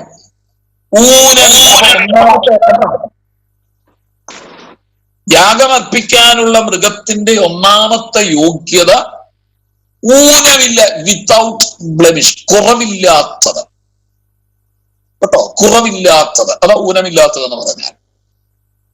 അപ്പൊ ഊനം എന്ന് പറഞ്ഞാൽ നമുക്കറിയാം, കാലുളുക്കിയത്, കാലൊടിഞ്ഞത്, മുടന്തുള്ളത്, ദീനമുള്ളത്, പൂക്കണ്ണ്, ചൊറി, ചെരങ്ങ്, ഇത്തരം കാര്യങ്ങളാണ്. എന്ന് പറഞ്ഞാൽ ഈ പഴയ നിയമ കാലഘട്ടങ്ങളിലെ ഈ ആടുകളെ വളർത്തുന്നവരാണല്ലോ നമ്മുടെ പിതാക്കന്മാരൊക്കെ ആടുകളെ വളർത്തുന്നതാണ്. അപ്പൊ എല്ലാ ആടുകളെയും വിളിച്ച് യാഗം അർപ്പിക്കുകയല്ല, ഒരു വയസ്സ് വേണം, ഒരു വയസ്സുള്ള മൃഗത്തെ വേണ്ട യാഗം അർപ്പിക്കാൻ. അപ്പൊ അവര് ചെയ്യുന്നത് എന്താണെന്നറിയാമോ? ലക്ഷണമൊത്തൊരു ആട് പിറന്നാൽ, ലക്ഷണമൊത്തതാണെങ്കിൽ അതിനെ അവർ വേർതിരിച്ചു വെക്കും, വേർതിരിച്ചു നിർത്തും. എന്തിനാണെന്നറിയാമോ? യാഗത്തിന് വേണ്ടി. അത് ലക്ഷണമൊത്ത എന്ന് പറഞ്ഞാൽ ശരിയായ കാലിന് നീളം, ചെവിക്ക് നീളം, ഇതെല്ലാം നോക്കും കേട്ടോ. അതെല്ലാം നോക്കിയിട്ട് അതിന്റെ രോമം, അതിന്റെ നിറം, ഇതെല്ലാം നോക്കിയിട്ട് ലക്ഷണമൊത്തൊരു ആട്ടിൻകുട്ടി ജനിച്ചാൽ അതിനെ വേർതിരിച്ചു നിർത്തും. ഇതിന്റെ കൂട്ടത്തിൽ കൂടാൻ വിടുകയില്ല. ഈ മലമുകളിലേക്ക് തീറ്റ തേടാനായിട്ട് മറ്റാളുകളെല്ലാം പോകുമ്പോ ഇതിനെ കൂടെ വിടുകയില്ല. ഇതിനെ ഒറ്റക്കിട്ട് വളർത്തും, ഒറ്റയ്ക്ക് തീറ്റയും കൂടിയും കൊടുക്കും. തീറ്റയും കൂടി എന്താണെന്നറിയാവോ? ഈ കൂട്ടത്തിൽ വിടുകയില്ലാത്ത എന്നാണെന്നറിയാവോ? കൂട്ടത്തിൽ വിട്ടാൽ ഒരു പക്ഷേ ഈ ചൊറിയും ചെരങ്ങും ചെള്ളും ഒക്കെ ഇതിന്റെ ശരീരത്തിൽ വരും. ഈ ചെള്ളു കടിച്ചു കഴിഞ്ഞാൽ രോമം അവിടുന്ന് പൊടിഞ്ഞു പോകും. അങ്ങനെ രോഗം വരാതിരിക്കാൻ യാഗത്തിന് വേണ്ടി ഒരു ജനിച്ചപ്പോൾ തന്നെ ലക്ഷണമൊത്തൊരു മൃഗത്തെ കണ്ടാൽ, ഇത് ഞാനീ പറയുന്ന വേദപുസ്തകത്തിൽ അത്ര വിവരിച്ച് എഴുതിയിട്ടില്ല, ഇത് അവരുടെ പാരമ്പര്യത്തിൽ എഴുതി വെച്ചിരിക്കുന്ന കാര്യമായി പറഞ്ഞത്. യഹൂദൻ ആ ആടിനെ എന്ത് ചെയ്തറിയാമോ? കൂട്ടിനകത്തിട്ട് വളർത്തും. വളർത്തിയാൽ മാത്രം പോരാ, അതിനെ തടിപ്പിച്ചെടുക്കും. തടിപ്പിച്ചെടുക്കുന്ന ഫാറ്റ് കൊഴുപ്പിച്ചെടുക്കും. കാരണം കൊഴുപ്പാണ് മൃഗത്തിന്റെ മാംസത്തെ കത്തിക്കുന്നത്. കൊഴുപ്പാണെങ്കിൽ തീ അങ്ങോട്ട് കൊടുത്തു തന്നെ അങ്ങ് കത്തൂല. അതുകൊണ്ട് 66 സങ്കീർത്തനം നിങ്ങൾ വായിച്ചിട്ടുണ്ട്. ദാവീദ് പറയുക, തടിപ്പിച്ച മൃഗത്തോടെ ഞാൻ നിനക്ക് യാഗമർപ്പിക്കും. തടിപ്പിച്ചെടുക്കും. തടിപ്പിക്കുക പറഞ്ഞാൽ ഫാറ്റൻഡ്, കൊഴുപ്പിച്ചെടുക്കും. നല്ല തീറ്റി, നല്ല കുടി കൊടുക്കും. നല്ല തീറ്റ, നല്ല കുടിയും കൊടുക്കും, നല്ല കുടിക്കാനും കൊടുക്കും. കൊടുത്തിട്ട് ഈ ഒരു വയസ്സ് വരെ വേറെയുള്ള മൃഗവുമായിട്ട് ചെന്ന് ഇടപെട്ട് പൂക്കണ്ണോ ചൊറിയോ ദീനമോ പിന്നെ മലമുകളിൽ കൂടെ ഓടിയൊക്കെ നടന്നു കഴിഞ്ഞാൽ ചിലപ്പോൾ താഴെ വീണ് കാല് മുടന്താനോ ഒടിയാനോ ഉളുക്കാനോ സാധ്യതയുണ്ട്.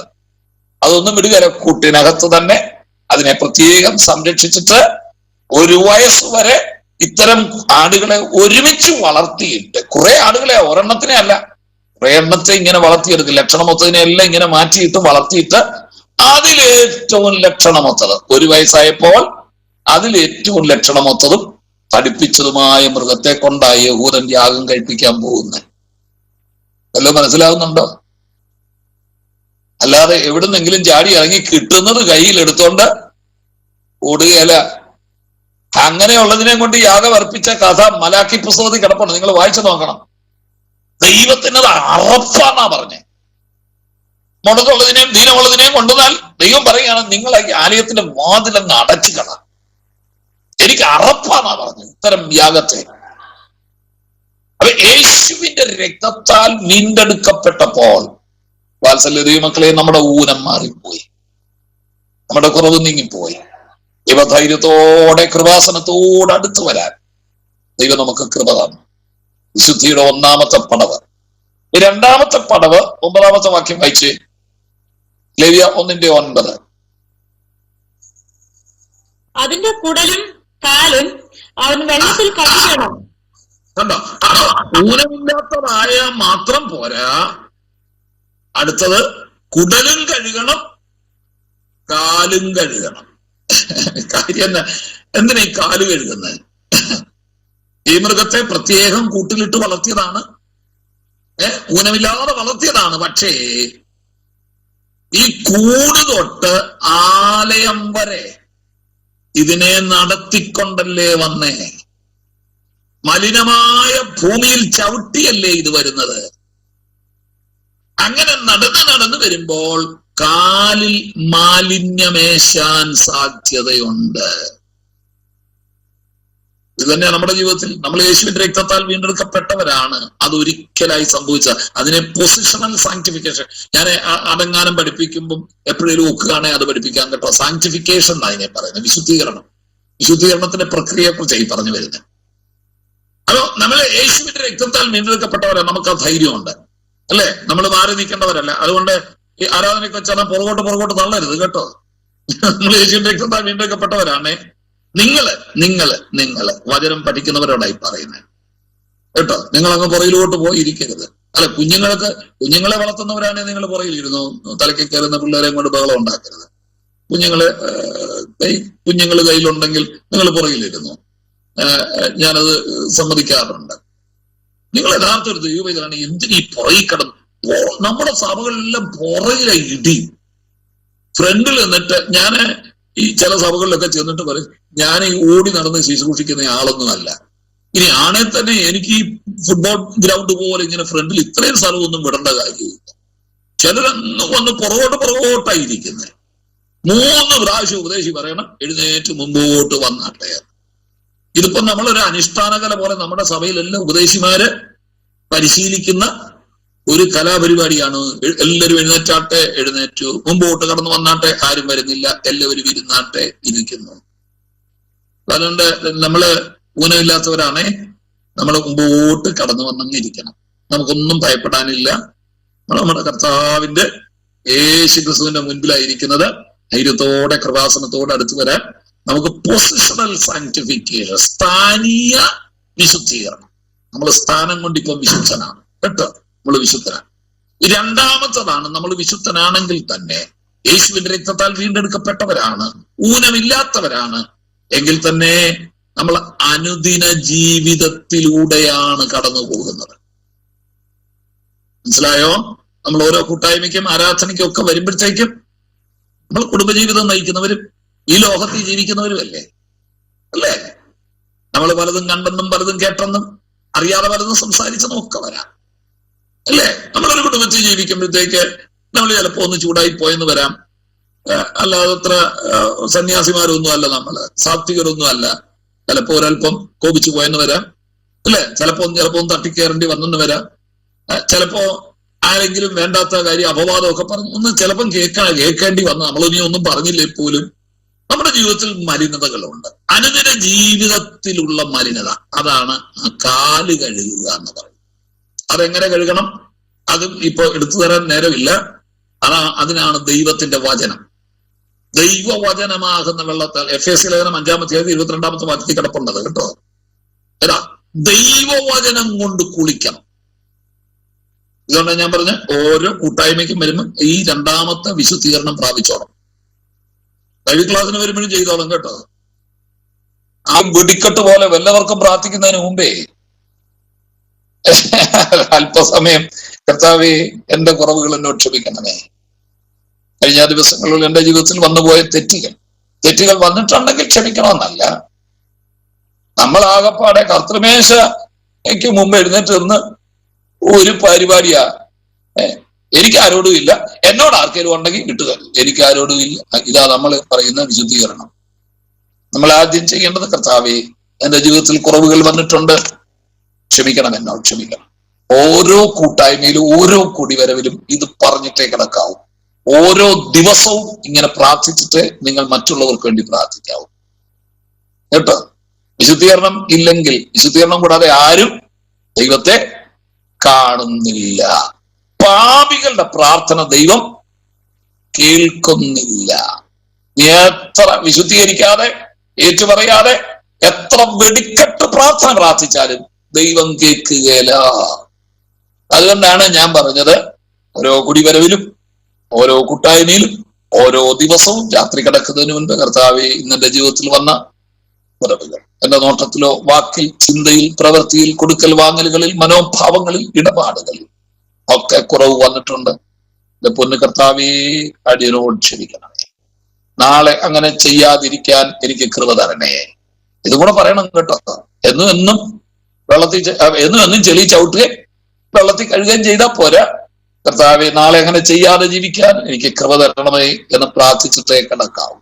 രാവിലെ എഴുന്നേൽക്കുമ്പോഴും പ്രാർത്ഥിക്കണം, കർത്താവെ, ദൈവഹിതമല്ലാത്ത ഒരു കാര്യത്തിലേക്ക് അയ്യോ കാലോ നീട്ടാൻ, കണ്ണ് നോക്കാൻ, കേൾക്കാൻ എനിക്ക് ഇടവരുത്തരുത് എന്ന് പറഞ്ഞ് പ്രാർത്ഥിക്കാം. ഓരോ ദിവസവും വിശുദ്ധീകരിച്ചു.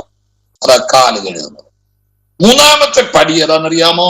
കുടല് കഴുകുക. അത് കണ്ടോ? ഊനമില്ലാത്തതായ മാല മാത്രം പോരാ, കാല് കഴുകുക മാത്രം പോരാ, അകത്തിരിക്കുക. നമ്മുടെ അകത്തിരിക്കുക. അതാ കർത്താവ് പറഞ്ഞത്. നിങ്ങളുടെ വായിൽ നിന്നും വരുന്നതൊന്നുമല്ല, നിങ്ങളെ പിന്നെ അകത്തേക്ക് പോകും. നമ്മൾ കഴിക്കുന്നതോ തിന്നുന്നതോ ഒന്നും അല്ല നമ്മളെ മലിനപ്പെടുത്തുന്നത്. പിന്നെ ഏതാ? നിങ്ങളുടെ അകത്തു നിന്നും പുറത്തേക്ക് വരുന്ന, പുറത്തുനിന്ന് അകത്തേക്ക് പോകുന്നതല്ല, അകത്തു നിന്നും. കണ്ടോ? അപ്പൊ നമ്മൾ എത്ര രക്ഷിക്കപ്പെട്ടവരാണെങ്കിലും, നമ്മൾ അനുദിനം മാലിന്യം കഴുകിക്കളയുന്നവരാണെങ്കിലും, കണ്ടോ, നമ്മുടെ ജഡത്തിന് വീണ്ടെടുപ്പ് നടന്നിട്ടില്ല. മനസ്സിലായോ? അകത്തൊരു മനുഷ്യൻ ഇരിപ്പുണ്ട്, പഴയ മനുഷ്യൻ.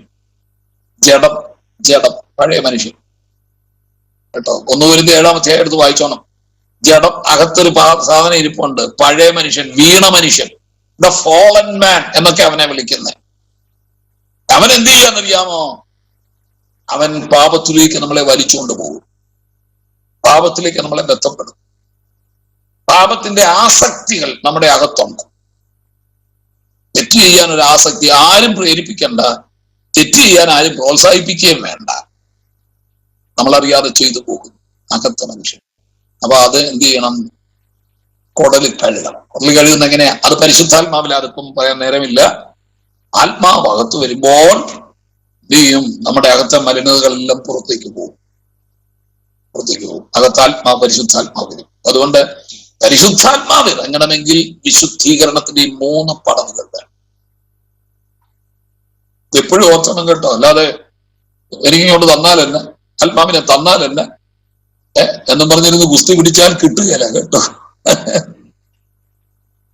ദൈവസന്നിധിയിലിരുന്ന് തന്നോട് ചോദിക്കുന്നവർക്ക് ആത്മാവിനെ, പരിശുദ്ധാത്മാവിനെ എത്രയധികം. കർത്താവേ, എന്റെ കുറവുകൾ എന്നോട് ക്ഷമിക്കണം, ഞാൻ തെറ്റ് ചെയ്തു പോയി, മനഃപൂർവ്വം എന്നോട് ക്ഷമിക്കണം, എന്നോട് ക്ഷമിച്ചേ പറ്റൂ.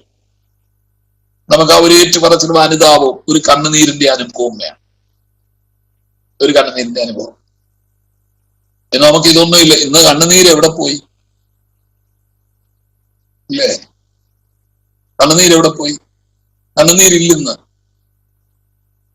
ഇന്ന് അനുതാപം ഇല്ല, ഏറ്റുപറച്ചിലില്ല, ക്രമീകരണങ്ങളില്ല, നിരപ്പില്ല. പണ്ടൊക്കെ ഞാൻ ഓർക്കുന്നുണ്ട്, ഞാൻ പറഞ്ഞല്ലോ, ഞാൻ ജനിച്ചു വളർന്ന എന്റെ സഭയിൽ, എന്റെ പിതാവ് ശുശ്രൂഷിക്കുന്ന സഭയിൽ ഉപവാസ പ്രാർത്ഥനകൾ വെച്ചാൽ ആദ്യത്തെ ദിവസം നിരപ്പിന്റെ ശുശ്രൂഷയാണ്. റെക്കൺസിലിയേഷൻ, നിരപ്പ്. ആദ്യത്തെ ദിവസം പ്രാർത്ഥന കഴിഞ്ഞേച്ചേ വിശ്വാസികൾ ഓരോരുത്തരും എഴുന്നേറ്റ് എന്ന് പറയും, ഇന്ന വ്യക്തിയോട് ഞാൻ ഇന്നതുപോലൊക്കെ പറഞ്ഞു പോയി, എന്നോട് മനഃപൂർവ്വം ക്ഷമിക്കണേ, എന്റെ ജീവിതത്തിൽ കുറവുകളുണ്ട്, ക്ഷമിക്കണേ, കർത്താവേ നിങ്ങളും പ്രാർത്ഥിക്കണേ. അങ്ങനെയൊക്കെ കഴിഞ്ഞിട്ട് ഉപവാസ പ്രാർത്ഥന തുടങ്ങുന്നത്. ഇന്ന് ഞാൻ പറഞ്ഞില്ലേ, ഇതൊന്നും ഉപവാസ പ്രാർത്ഥനയിൽ ആദ്യം നിരപ്പിന്റെ ശുശ്രൂഷ നടക്കുന്നുണ്ട്. എനിക്കറിഞ്ഞൂടെ, ഞാനിതൊക്കെ കണ്ടു പഠിച്ച് വളർന്ന ആളാണ്. അതുകൊണ്ടാണ് ഞാൻ ഉപവാസ പ്രാർത്ഥനയുടെ ആദ്യത്തെ ദിവസം നിരപ്പാണ് നടക്കേണ്ടത്, റെക്കൺസിലിയേഷൻ ആണ് നടക്കേണ്ടത് കേട്ടോ. ഈ ഇടയ്ക്ക് കയറിയാണേലും ഈ ഉപവാസ പ്രാർത്ഥന, ഈ ഉപവാസം എവിടെയാ തുടങ്ങിയ അറിയാമോ? ഉപവാസം തുടങ്ങിയത് എവിടെയാ? ഇതിന്റെ പ്രമാണം കിടക്കുന്ന എവിടെയാ? ഉപവാസത്തിന്റെ പ്രമാണം ആർക്കറിയാം? എല്ലാവരും ഉപവസിക്കുന്നു, നമ്മളും വെള്ളത്തിൽ പാട്ടും കൂട്ടത്തിൽ പാട്ടും, ആ വെള്ളത്തിൽ പൂട്ടും കൂട്ടത്തിൽ പാട്ടും, നമ്മൾ ഉപവസിക്കുക. ഉപവാസത്തിന്റെ പ്രമാണം കിടക്കുന്ന എവിടെയാണെന്നറിയാവോ? അറിയാവോ? ക്രിയാമേലെ വായിച്ചോണം. ലേവ്യ 16 കേട്ടോ.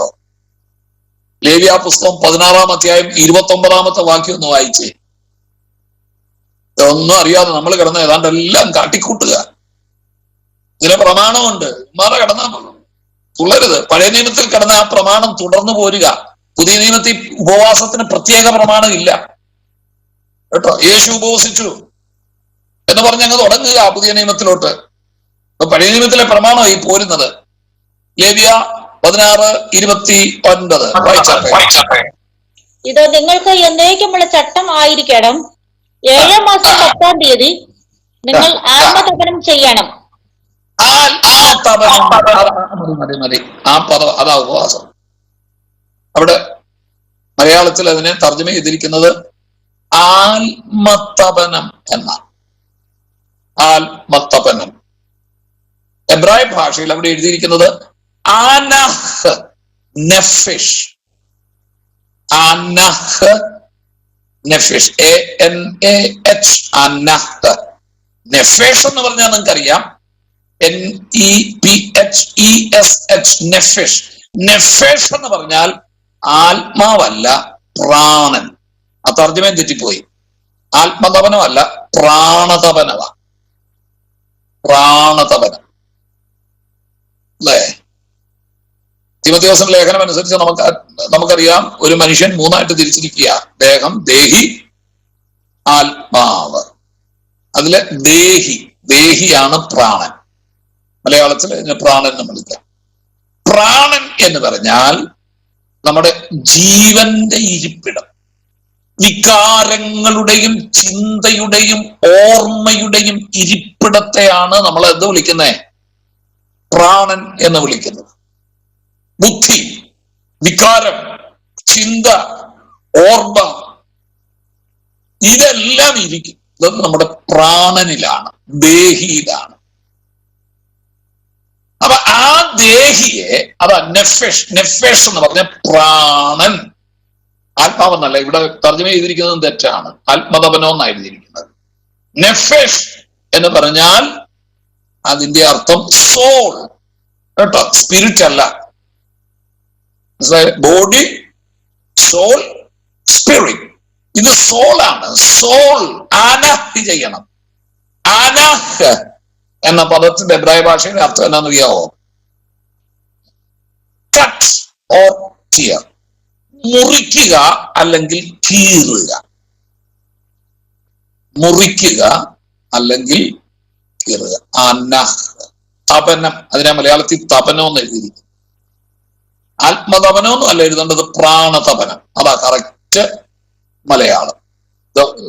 മലയാളം നമ്മുടെ മലയാളത്തിലേക്ക് തർജ്ജമ ചെയ്തിരിക്കുന്നവർക്ക് ഇതിനൊന്നും ഒരു നിഷ്ഠയില്ലായിരുന്നു. കാണുന്നത് കണ്ടതുപോലെ അങ്ങ് ചെയ്യുക. നെഫേഷ് എന്ന് പറഞ്ഞ ആനഹ് എന്ന് പറഞ്ഞ കീറുക. പ്രാണനെ കീറുക അല്ലെങ്കിൽ പ്രാണനെ മുറിക്കുക. ഏതാ പ്രാണൻ? നമ്മുടെ ചിന്തയുടെയും ബുദ്ധിയുടെയും വികാരങ്ങളുടെയും ഓർമ്മയുടെയും ജീവന്റെയും ഇരിപ്പിടമാണ് നമ്മുടെ സോൾ, നമ്മുടെ പ്രാണൻ. ആ പ്രാണനെ കീറുക എന്ന് പറഞ്ഞാൽ വേറൊരാളല്ല കീറേണ്ടത്, നമ്മൾ തന്നെ കീറണം. നമ്മൾ തന്നെ മുറിക്കണം, മുറിപ്പെടുത്തണം. എങ്ങനെയാ? നമ്മൾ സ്വയം പറയണം, നിനക്ക് തെറ്റ് സംഭവിച്ചു, നിന്റെ ജീവിതത്തിൽ കുറവുണ്ട്. അതാ കീറുക. ഇതായിരുന്നു പ്രമാണം. യഹൂദൻ അവസാനം അതിനകത്തറിയോ, ഈ പ്രാണനെ കീറുന്നതിന് പകരം കൊടുത്തിരുന്ന വസ്ത്രം കീറാൻ തുടങ്ങി. അപ്പൊ ഉപവാസം എന്ത് ചെയ്യാ? വസ്ത്രം അങ്ങ് കീറി. അതുകൊണ്ടാ പ്രവാചകൻ പറഞ്ഞത്, നിങ്ങളുടെ വസ്ത്രത്തെ അല്ല, നിങ്ങളുടെ പ്രാണനെ തന്നെ കീറിക്കൊണ്ട് വേണം ദൈവസന്നിധി വരാൻ. കണ്ടോ? ഇപ്പം ദൈവകൃപയാ നമ്മൾ ഒന്നും കീറുന്നില്ല. അത്യാവശ്യം കീറുന്നത് പിന്നെ വേറെ പുസ്തകം. പ്രാർത്ഥനയ്ക്ക് വന്ന പ്രാണനും കീറുന്നില്ല, വസ്ത്രവും കീറുന്നില്ല. നമ്മൾ കീറിയാലും വേറെ പുസ്തകം ഇത്തിരി കീറി കളയും. ഇതാ നമ്മളിപ്പോ ഉപവാസ പ്രാർത്ഥനയ്ക്ക് ചെയ്യുന്നത്. സത്യത്തിൽ ഉപവാസ പ്രാർത്ഥനകളിൽ ഉയരേണ്ടത് നിലവിളിയും കരച്ചിലുമാണ്. ഇന്ന് നമ്മുടെ ഉപവാസ പ്രാർത്ഥനകൾ പോലും ആഘോഷങ്ങളാക്കി മാറ്റിക്കൊണ്ടിരിക്കുക, സെലിബ്രേഷനാണ്. 21 ദിവസം ഉപവാസ പ്രാർത്ഥന, വേറെ പേരൊക്കെ ആയിരുന്നേ. എന്നിട്ട് വന്ന ഉടനെ ആധുനിക യുദ്ധോപകരണങ്ങളുടെ അകമ്പടിയോടെ അങ്ങ് തുടങ്ങുക. എല്ലാം കൂടെ വെച്ച് തട്ടി മോളിച്ച് നിന്നെയും കൊല്ലും ഞാനും ചാകും അങ്ങ് തുടങ്ങുക. നമ്മൾ പ്രമാണത്തിൽ നിന്ന് എത്ര ദൂരെ പോയെന്നറിയാവോ? എത്ര ദൂരെ പോയി. ഒന്ന് പറഞ്ഞേ, ഈ ഉപവാസത്തിന് ഇംഗ്ലീഷിൽ എന്താ പറയുന്നത്? ഒന്ന് പറഞ്ഞേ, ഉപവാസത്തിന് ഇംഗ്ലീഷിൽ എന്നാ പറയും? അറിയാവോ?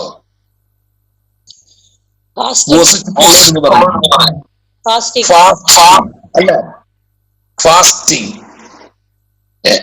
ഈ ഫാസ്റ്റ് എന്ന് പറഞ്ഞ അതിന് ഇംഗ്ലീഷിൽ ഫാസ്റ്റിംഗ് എന്ന് പറയുന്നേ. ഫാസ്റ്റ് എന്ന് പറഞ്ഞാൽ എന്നതാ അർത്ഥം? നമുക്കൊരർത്ഥം അറിയാവുള്ളൂ, ഫാസ്റ്റ് പാസഞ്ചർ. വേഗം. നമ്മൾ ഇച്ചിരി വേഗമാണല്ലോ. 10 മിനിറ്റ് അല്ല, നമ്മൾ 3/4 മണിക്കൂർ 1 മണിക്കൂറൊക്കെ ഫാസ്റ്റാ. ദൈവത്തിന്റെ മുമ്പിൽ കയറി ഓടിക്കളയും നമ്മൾ. അത്ര ഫാസ്റ്റാ നമ്മൾ. ഈ ഫാസ്റ്റ് എന്ന് മാത്രമല്ലെന്ന്, ഫാസ്റ്റ് എന്നുള്ളതിന് വേറൊരു അർത്ഥമുണ്ട് കേട്ടോ. ഫാസ്റ്റ് നിങ്ങളെ വീട്ടിൽ ഇംഗ്ലീഷ് ഡിക്ഷണറി ഉണ്ട് എന്ന് എടുത്ത് നോക്കണേ. ഫാസ്റ്റ് എന്ന പദം ഉണ്ടല്ലോ, ശ്രദ്ധിച്ച് കേൾക്കണേ. ലത്തീൻ ഭാഷയിൽ ഫെസ്റ്റീൻ എന്നൊരു പദത്തിൽ നിന്നുണ്ടായതാ. ഫെസ്റ്റീൻ, ഫെസ്റ്റീൻ, FAESTEIN, ഫെസ്റ്റീൻ. ഫെസ്റ്റീൻ എന്നൊരു ലത്തീൻ പദത്തിൽ നിന്നുണ്ടായതാണ് ഇംഗ്ലീഷിൽ ഫാസ്റ്റ്. ഫെസ്റ്റീൻ എന്ന പദത്തിന്റെ അർത്ഥം എന്താണെന്നറിയാമോ? എന്നറിയാം, ഹോൾഡ് ഫാസ്റ്റ്, പുറകോട്ട് പിടിക്കുക. പുറകോട്ട് പിടിക്കുക, വലിച്ചു പിടിക്കുക, പുറകോട്ട് പിടിക്കുക. ഫെസ്റ്റീൻ. ആ പദത്തിൽ നിന്നാ ഫാസ്റ്റിംഗ് ഉണ്ടായത്. ഇതാരെങ്കിലും ഉപദേശിമാരെ പഠിപ്പിച്ചിട്ടുണ്ടോ? ഇല്ല. അതായി കുഴപ്പമില്ല. ഇതുകൊണ്ടായി കിടന്ന് കോനാരം കളി കളിക്കുന്നു കേട്ടോ. പുറകോട്ട് പിടിക്കുക. എവിടെയാ പുറകോട്ട് പിടിക്കേണ്ടത്? നമുക്കറിയാം, ദൈവിക പ്രമാണത്തിന്റെ പരിധി ലംഘിച്ച് കഴിഞ്ഞ ദിവസങ്ങളിൽ ഞാൻ ഓടിയിട്ടുണ്ട്. പ്രമാണത്തിന്റെ സീമയും അതിലും ലംഘിച്ച് എന്റെ മനസ്സും ശരീരവും ഓടിപ്പോയിട്ടുണ്ട്. കർത്താവ് എന്നോട് ക്ഷമിക്കണം. എന്നിട്ട് പ്രമാണത്തിന്റെ അതിരിനുള്ളിലേക്ക് എന്നെ മുറുക്കം വലിച്ചു പിടിക്കണം, അകത്തുകൊണ്ട്. അങ്ങനെ ആ പദം നമ്മൾ ഫാസ്റ്റിംഗ്, ഉപവാസം എന്നുള്ളതിന് കൊടുത്തിരിക്കുന്നത് മനസ്സിലാകുന്നുണ്ടോ? നമ്മൾ ഉപവാസം എന്ന് പറഞ്ഞ കൂടെ വസിക്കുക. ഏതാണ്ട് മണ്ടത്തരം പറഞ്ഞ് ഇന്നത്തെ ഉപദേശിമാരെല്ലാം ഇതും പറഞ്ഞ് അത് കേട്ട് വിശ്വാസികളും അതും പറഞ്ഞത്. ഉപവാസത്തിന്റെ അർത്ഥം കൂടെ, ആര് പറഞ്ഞു കൂടെ വസിക്കുക? അല്ലാണ്ട് കുറെ അബദ്ധവും കേട്ട് അതും പറഞ്ഞ് നടക്കുക. ഫാസ്റ്റിംഗ് എന്ന് പറഞ്ഞാൽ പുറകോട്ട് പിടിക്കുക, എന്നെ പുറകോട്ട് പിടിക്കുക. എവിടെ? പ്രമാണം വിട്ട്, അതിര് വിട്ട്, ദൈവത്തിന്റെ ഉപദേശം വിട്ട് എവിടെല്ലാം ഞാൻ ഓടിയിട്ടുണ്ടോ എന്നെ പുറകോട്ട് ഞാൻ വലിച്ചു പിടിക്കും. വേണ്ട, അവിടെ പോകരുത്, നിനക്ക് ഇവിടം വരെ പോകാവൂ. നമുക്ക് കണ്ടതെല്ലാം കാണാനും കേട്ടതെല്ലാം കേൾക്കാനും ഉദ്ദേശിച്ചതെല്ലാം ചെയ്യാനും കാല് പോകുന്നിടത്തെല്ലാം പോകാനും നമുക്ക് അനുവാദമില്ല കേട്ടോ. നമ്മൾ ദൈവമക്കളാണ്. നമ്മൾ നിത്യതയ്ക്ക് ചെല്ലേണ്ടവരാ. നമ്മളെല്ലാം നമ്മളെ തന്നെ പുറകോട്ട് പിടിക്കാം. അതാ ഫാസ്റ്റിംഗ്. അപ്പൊ മനസ്സിലായോ? ഉപവാസ പ്രാർത്ഥനയിൽ എന്താ സംഭവിക്കേണ്ടത്? തെറ്റ് സംഭവിച്ചെന്ന് ഏറ്റുപറയുന്ന പ്രക്രിയക്ക് വിളിക്കുന്ന പേരാണ് ഉപവാസ പ്രാർത്ഥന. ഇതാദ്യം നടക്കേണ്ടത്. ഞങ്ങൾ ഇങ്ങനെയൊക്കെയാ പഠിച്ചത് കേട്ടോ. ഉപവാസപ്രാർത്ഥന ദിവസങ്ങളിൽ നിലവിളി കൂടും, കൂട്ടക്കരച്ചിലുകളുണ്ട്, പരസ്പരം ക്ഷമ ചോദിക്കും. മനസ്സിലായോ? കെട്ടിപ്പിടിച്ച് കരയും. വിശ്വാസികൾ തമ്മിലേ എന്തെങ്കിലും ഒരു ചെറിയ പ്രയാസമൊക്കെ ഉണ്ടെങ്കിൽ അത് മതി, കെട്ടിപ്പിടിച്ച് കരയും.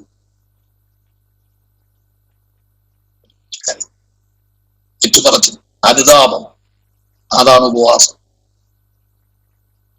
ഇനിയെങ്കിലും നമ്മുടെ സഭകൾ അതിലേക്കൊന്നും മടങ്ങി വന്ന് ദൈവദാസന്മാർ ആരെങ്കിലും ഇതിനകത്ത് ഇരിപ്പുണ്ടെങ്കിൽ, സാറിനെയല്ല ഉദ്ദേശിച്ച് മറ്റാരെങ്കിലും ദൈവദാസന്മാരുണ്ടെങ്കിൽ ഒന്ന് ക്രമീകരിച്ചോണം ഇതൊക്കെ.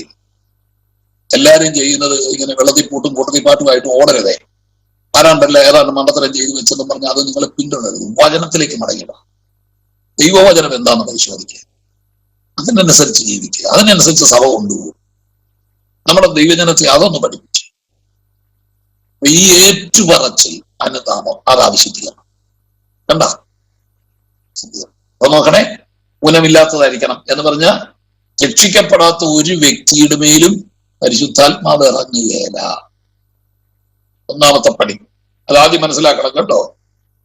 രക്ഷാനിർണയം പ്രാപിച്ചു യേശുവിനെ രക്ഷിതാവായി സ്വീകരിക്കാത്ത ആരുടെ മേലും പരിശുദ്ധാത്മാവ് ഇറങ്ങുകയില്ല. രണ്ട്, അനുദിന ജീവിതത്തിലെ വന്ന കുറവുകളും തെറ്റുകളും ഏറ്റുപറഞ്ഞ് ക്രമീകരിക്കാത്തവരുടെ മേൽ പരിശുദ്ധാത്മാവ് ഇറങ്ങുകയില്ല. മൂന്ന്, അകത്ത് നമ്മുടെ അകത്തെ മനുഷ്യൻ ശുദ്ധീകരിക്കാത്തടത്തോളം കാലം എന്ന് പറഞ്ഞാൽ പഴയ മനുഷ്യന്റെ സ്വഭാവം, പഴയ രീതി, പഴയ സ്വഭാവം, പഴയ പെരുമാറ്റം, അതൊക്കെ എടുത്തു കഴുകിക്കളയാത്ത കുടല് കഴുകണം. ചാണകം പുറത്ത് കളയണം. ചാണകം എവിടാ? പാളയത്തിന് പുറത്തു കൊണ്ട് വേണം കളയാൻ. പാളയത്തിൽ പോലും ഇടാൻ പ്രമാണമില്ല. ഈ അകത്തെ ഇപ്പോഴും അകത്ത് പലതും വെച്ചോണ്ടായി വന്നിരിക്കുന്നത്. എന്റെ പൊന്നെ ഒന്ന് തൊട്ട് നോക്കണം, അന്നേരം കേൾക്കാം അവന്റെ വായിന്ന് വരുന്ന വാക്കുകളും കയ്യിന്ന് വരുന്ന പ്രവൃത്തികളും. ചാണകം ഇതുവരെ കഴുകാത്തതാ പലതും ഇന്ന് യാഗപീഠത്തെ കയറിയിരിക്കുന്നത്. ഇന്ന് എന്നെ ഈ കത്താത്തെന്നറിയാവോ? ഇന്ന് എന്താണ് യാഗപീഠത്തിൽ മൃഗങ്ങൾ കത്താത്തത്? എന്താ? കാലും കഴിയില്ല, ചാണകവും വെച്ചോണ്ട് യാഗപീഠത്തിന്റെ പുറത്ത് മൃഗത്തെ വെച്ചിരിക്കുക. ദൈവത്തിന്റെ അഗ്നി അവിടെ ഇറങ്ങുകയില്ല കേട്ടോ. ഇതാ പ്രമാണം. നമ്മൾ ഈ പഴയ നിയമമല്ല, അത് കഴിഞ്ഞതല്ല എന്ന് പറഞ്ഞ് നമ്മൾ ഇരിക്കും. ആ ലേവ്യ പുസ്തകമൊക്കെ ശരിക്കിരുന്നു വായിച്ച് പഠിക്കുക. നമ്മളൊരു ഒരു പെർഫെക്റ്റ് വിശ്വാസി, പുതിയ നിയമോ ദൈവഭക്തനാകണമെങ്കിൽ അതൊക്കെ വായിച്ച് പഠിച്ചു. അതുകൊണ്ടാണ് ഞാൻ പറഞ്ഞത്, ഈ മാനസാന്തരവും സ്നാനവും വിശ്വാസവും മാത്രം പഠിക്കാതെ കട്ടിയായുള്ളത് അതാ പഴയ നിയമത്തിൽ എടുത്തോണ്ട് വന്നത് എബ്രായ ലേഖന കർത്താവ്. അതൊക്കെ ഒന്ന് പഠിച്ചു വന്നേ, എങ്കിലല്ലേ നമ്മൾ പെർഫെക്റ്റ് ആകൂ.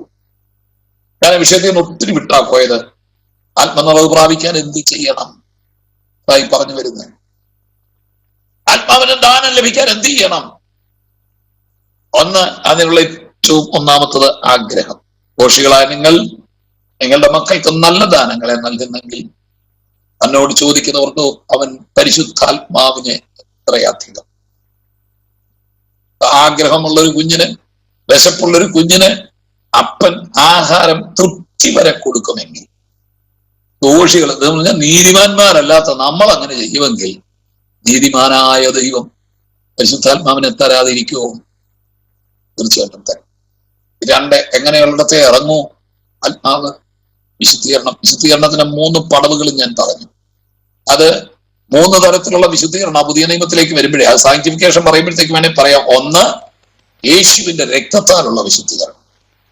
2, ദൈവവചനത്താലുള്ള വിശുദ്ധീകരണം. 3, പരിശുദ്ധാത്മാവിനാലുള്ള വിശുദ്ധീകരണം. ഈ 3 വിശുദ്ധീകരണത്തിന്റെ പടവുകൾ കൂടെ കഴിയുമ്പോഴാണ് ആത്മാവ് നമ്മളിലേക്ക് ഒരു ദാനമായിട്ട് വന്നത്. പരിശുദ്ധാത്മാ ദാനം, the gift of Holy Spirit. നമ്മൾ ഈ സാധാരണഗതിയിലെ നമ്മൾ ഇത് പഠിപ്പിക്കുമ്പോൾ തന്നെ ഇത് ദൈവാത്മാവിനെ തന്നെ നമുക്ക് ദാനമായി നൽകുക എന്നർത്ഥം. The gift of holy spirit എന്ന് പറഞ്ഞാൽ ഹോളി സ്പിരിറ്റ് തന്നെ ദൈവം ഗിഫ്റ്റ് ആയിട്ട് തരും. അതാണ് നമ്മൾ ആദ്യം പ്രാപിച്ചത്. നിങ്ങൾ ആദ്യം പ്രാപിച്ചത് ഓർക്കുന്നുണ്ടോ? That is the gift. അതാണ് ഗിഫ്റ്റ്. ആത്മാവിനെ നിങ്ങൾ പ്രാപിച്ച ദിവസം ഇല്ലേ? അതാണ്. ഇനി ഇതേ ഭാഗത്ത് തന്നെ the gift of the Holy Spirit, ആത്മവരങ്ങളെ കുറിച്ചും പഠിപ്പിക്കാറുണ്ട്. ആത്മവരങ്ങൾ, ഗിഫ്റ്റ് ഓഫ് ഹോളി സ്പിരിറ്റ് എന്ന് പറയുമ്പോൾ അതും കൂടെ വരാം കേട്ടോ. അല്ല ഞാൻ പറഞ്ഞ അതൊക്കെ അങ്ങോട്ട് തിയോളജിക്കലി പഠിപ്പിക്കാൻ പോയാൽ ഒരു 3-4 വർഷമെങ്കിലും സാർ എനിക്ക് തരേണ്ടി വരും മിക്കവാറും. അപ്പൊ അത്രയൊന്നും പോകാൻ എനിക്ക് നേരമില്ലാത്തത് കൊണ്ടാണ്. നമുക്ക് നേരമില്ല, സാറിന് നേരമില്ല, നിങ്ങളും ഇരിക്കുകയില്ല. ഇത് പകുതിയാകുമ്പോഴേ വേണേ നിങ്ങൾ ഭരതവാക്യം ചൊല്ലി പിരിയുമെന്ന് എനിക്കറിയാം, അതുകൊണ്ട് ഇരുന്നില്ല. അതൊക്കെ നിങ്ങളൊരു നല്ല ദൈവശാസ്ത്ര ഗ്രന്ഥം കിട്ടുകയാണെങ്കിൽ മേടിച്ചു വായിച്ച് പഠിച്ചു. ഞാൻ ചില സൂചനകൾ ഇട്ട് നിങ്ങളുടെ വിശ്വാസ ജീവിതത്തിൽ ഒന്ന് ഉറപ്പു തരാൻ വേണ്ടിയിട്ട് മാത്രമായിരുന്നു. കണ്ടോ, ആത്മവരങ്ങൾ, ആത്മാവിന്റെ വരങ്ങളുണ്ട് കേട്ടോ. അത് ഏതാണ്ട് 28 എന്ന് പറഞ്ഞാൽ 28 ഞാൻ നിശ്ചിതമല്ല പറയുന്നത് കേട്ടോ, വേണേ 30 വരെ പറയാം. 28 കൂട്ടം ആത്മവരങ്ങളെ കുറിച്ച് പുതിയ നിയമം നമുക്ക് അറിവ് തരുന്നുണ്ട്. ആത്മവരം അതും ഈ കൂട്ടത്തിൽ നമ്മൾ പഠിക്കേണ്ടതാണ്. ഏതാ? പരിശുദ്ധാത്മദാനം എന്ന ടൈറ്റിൽ നിങ്ങൾ പഠിക്കേണ്ടതാണ് 28 കൂട്ടം ആത്മവരങ്ങൾ. ആത്മവരങ്ങൾ ഇല്ലേ? അതിൽ പ്രവചനപരം മാത്രമേ നമുക്കറിയാവൂ. അത് മാത്രം വരമെന്ന് പറഞ്ഞ് നമ്മൾ നടക്കുന്നത്.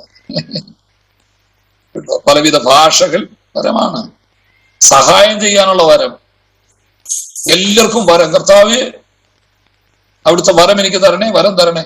സഹായം ചെയ്യാൻ ആരെങ്കിലും വരം ചോദിച്ചിട്ടുണ്ടോ? ആ വരം ആർക്കെങ്കിലും കിട്ടിയിട്ടുണ്ടോ? സഹായം ചെയ്യാനുള്ള വരം. വിശ്വാസം ഒരു വരമാണ്, കിട്ടിയിട്ടുണ്ടോ? ശുശ്രൂഷ ഒരു വരമാണ്, കിട്ടിയിട്ടുണ്ടോ? ശുശ്രൂഷ സഭയെ തന്നെ ശുശ്രൂഷ എന്ന് പറഞ്ഞാൽ ഏറ്റവും മീനിയല്ല കേട്ടോ. പ്രസംഗിക്കുന്നതല്ല ശുശ്രൂഷ എന്ന് പറഞ്ഞത്, പ്രസംഗിക്കുന്നതല്ല, അതും ശുശ്രൂഷയാണ്. പായിടുന്നത്, കസേര നിരത്തുന്നത്, പാ കൂട്ടിവെക്കുന്നത്, പ്രായമുള്ളവരെ പിടിച്ച് അകത്തുകൊണ്ട് കയറ്റി ഇരുത്തുന്നത്, അവർക്ക് ദാഹിക്കുന്നെങ്കിൽ ഒരു ഗ്ലാസ് വെള്ളം എടുത്ത് കൊടുക്കുന്നത്. എന്താ പോലെ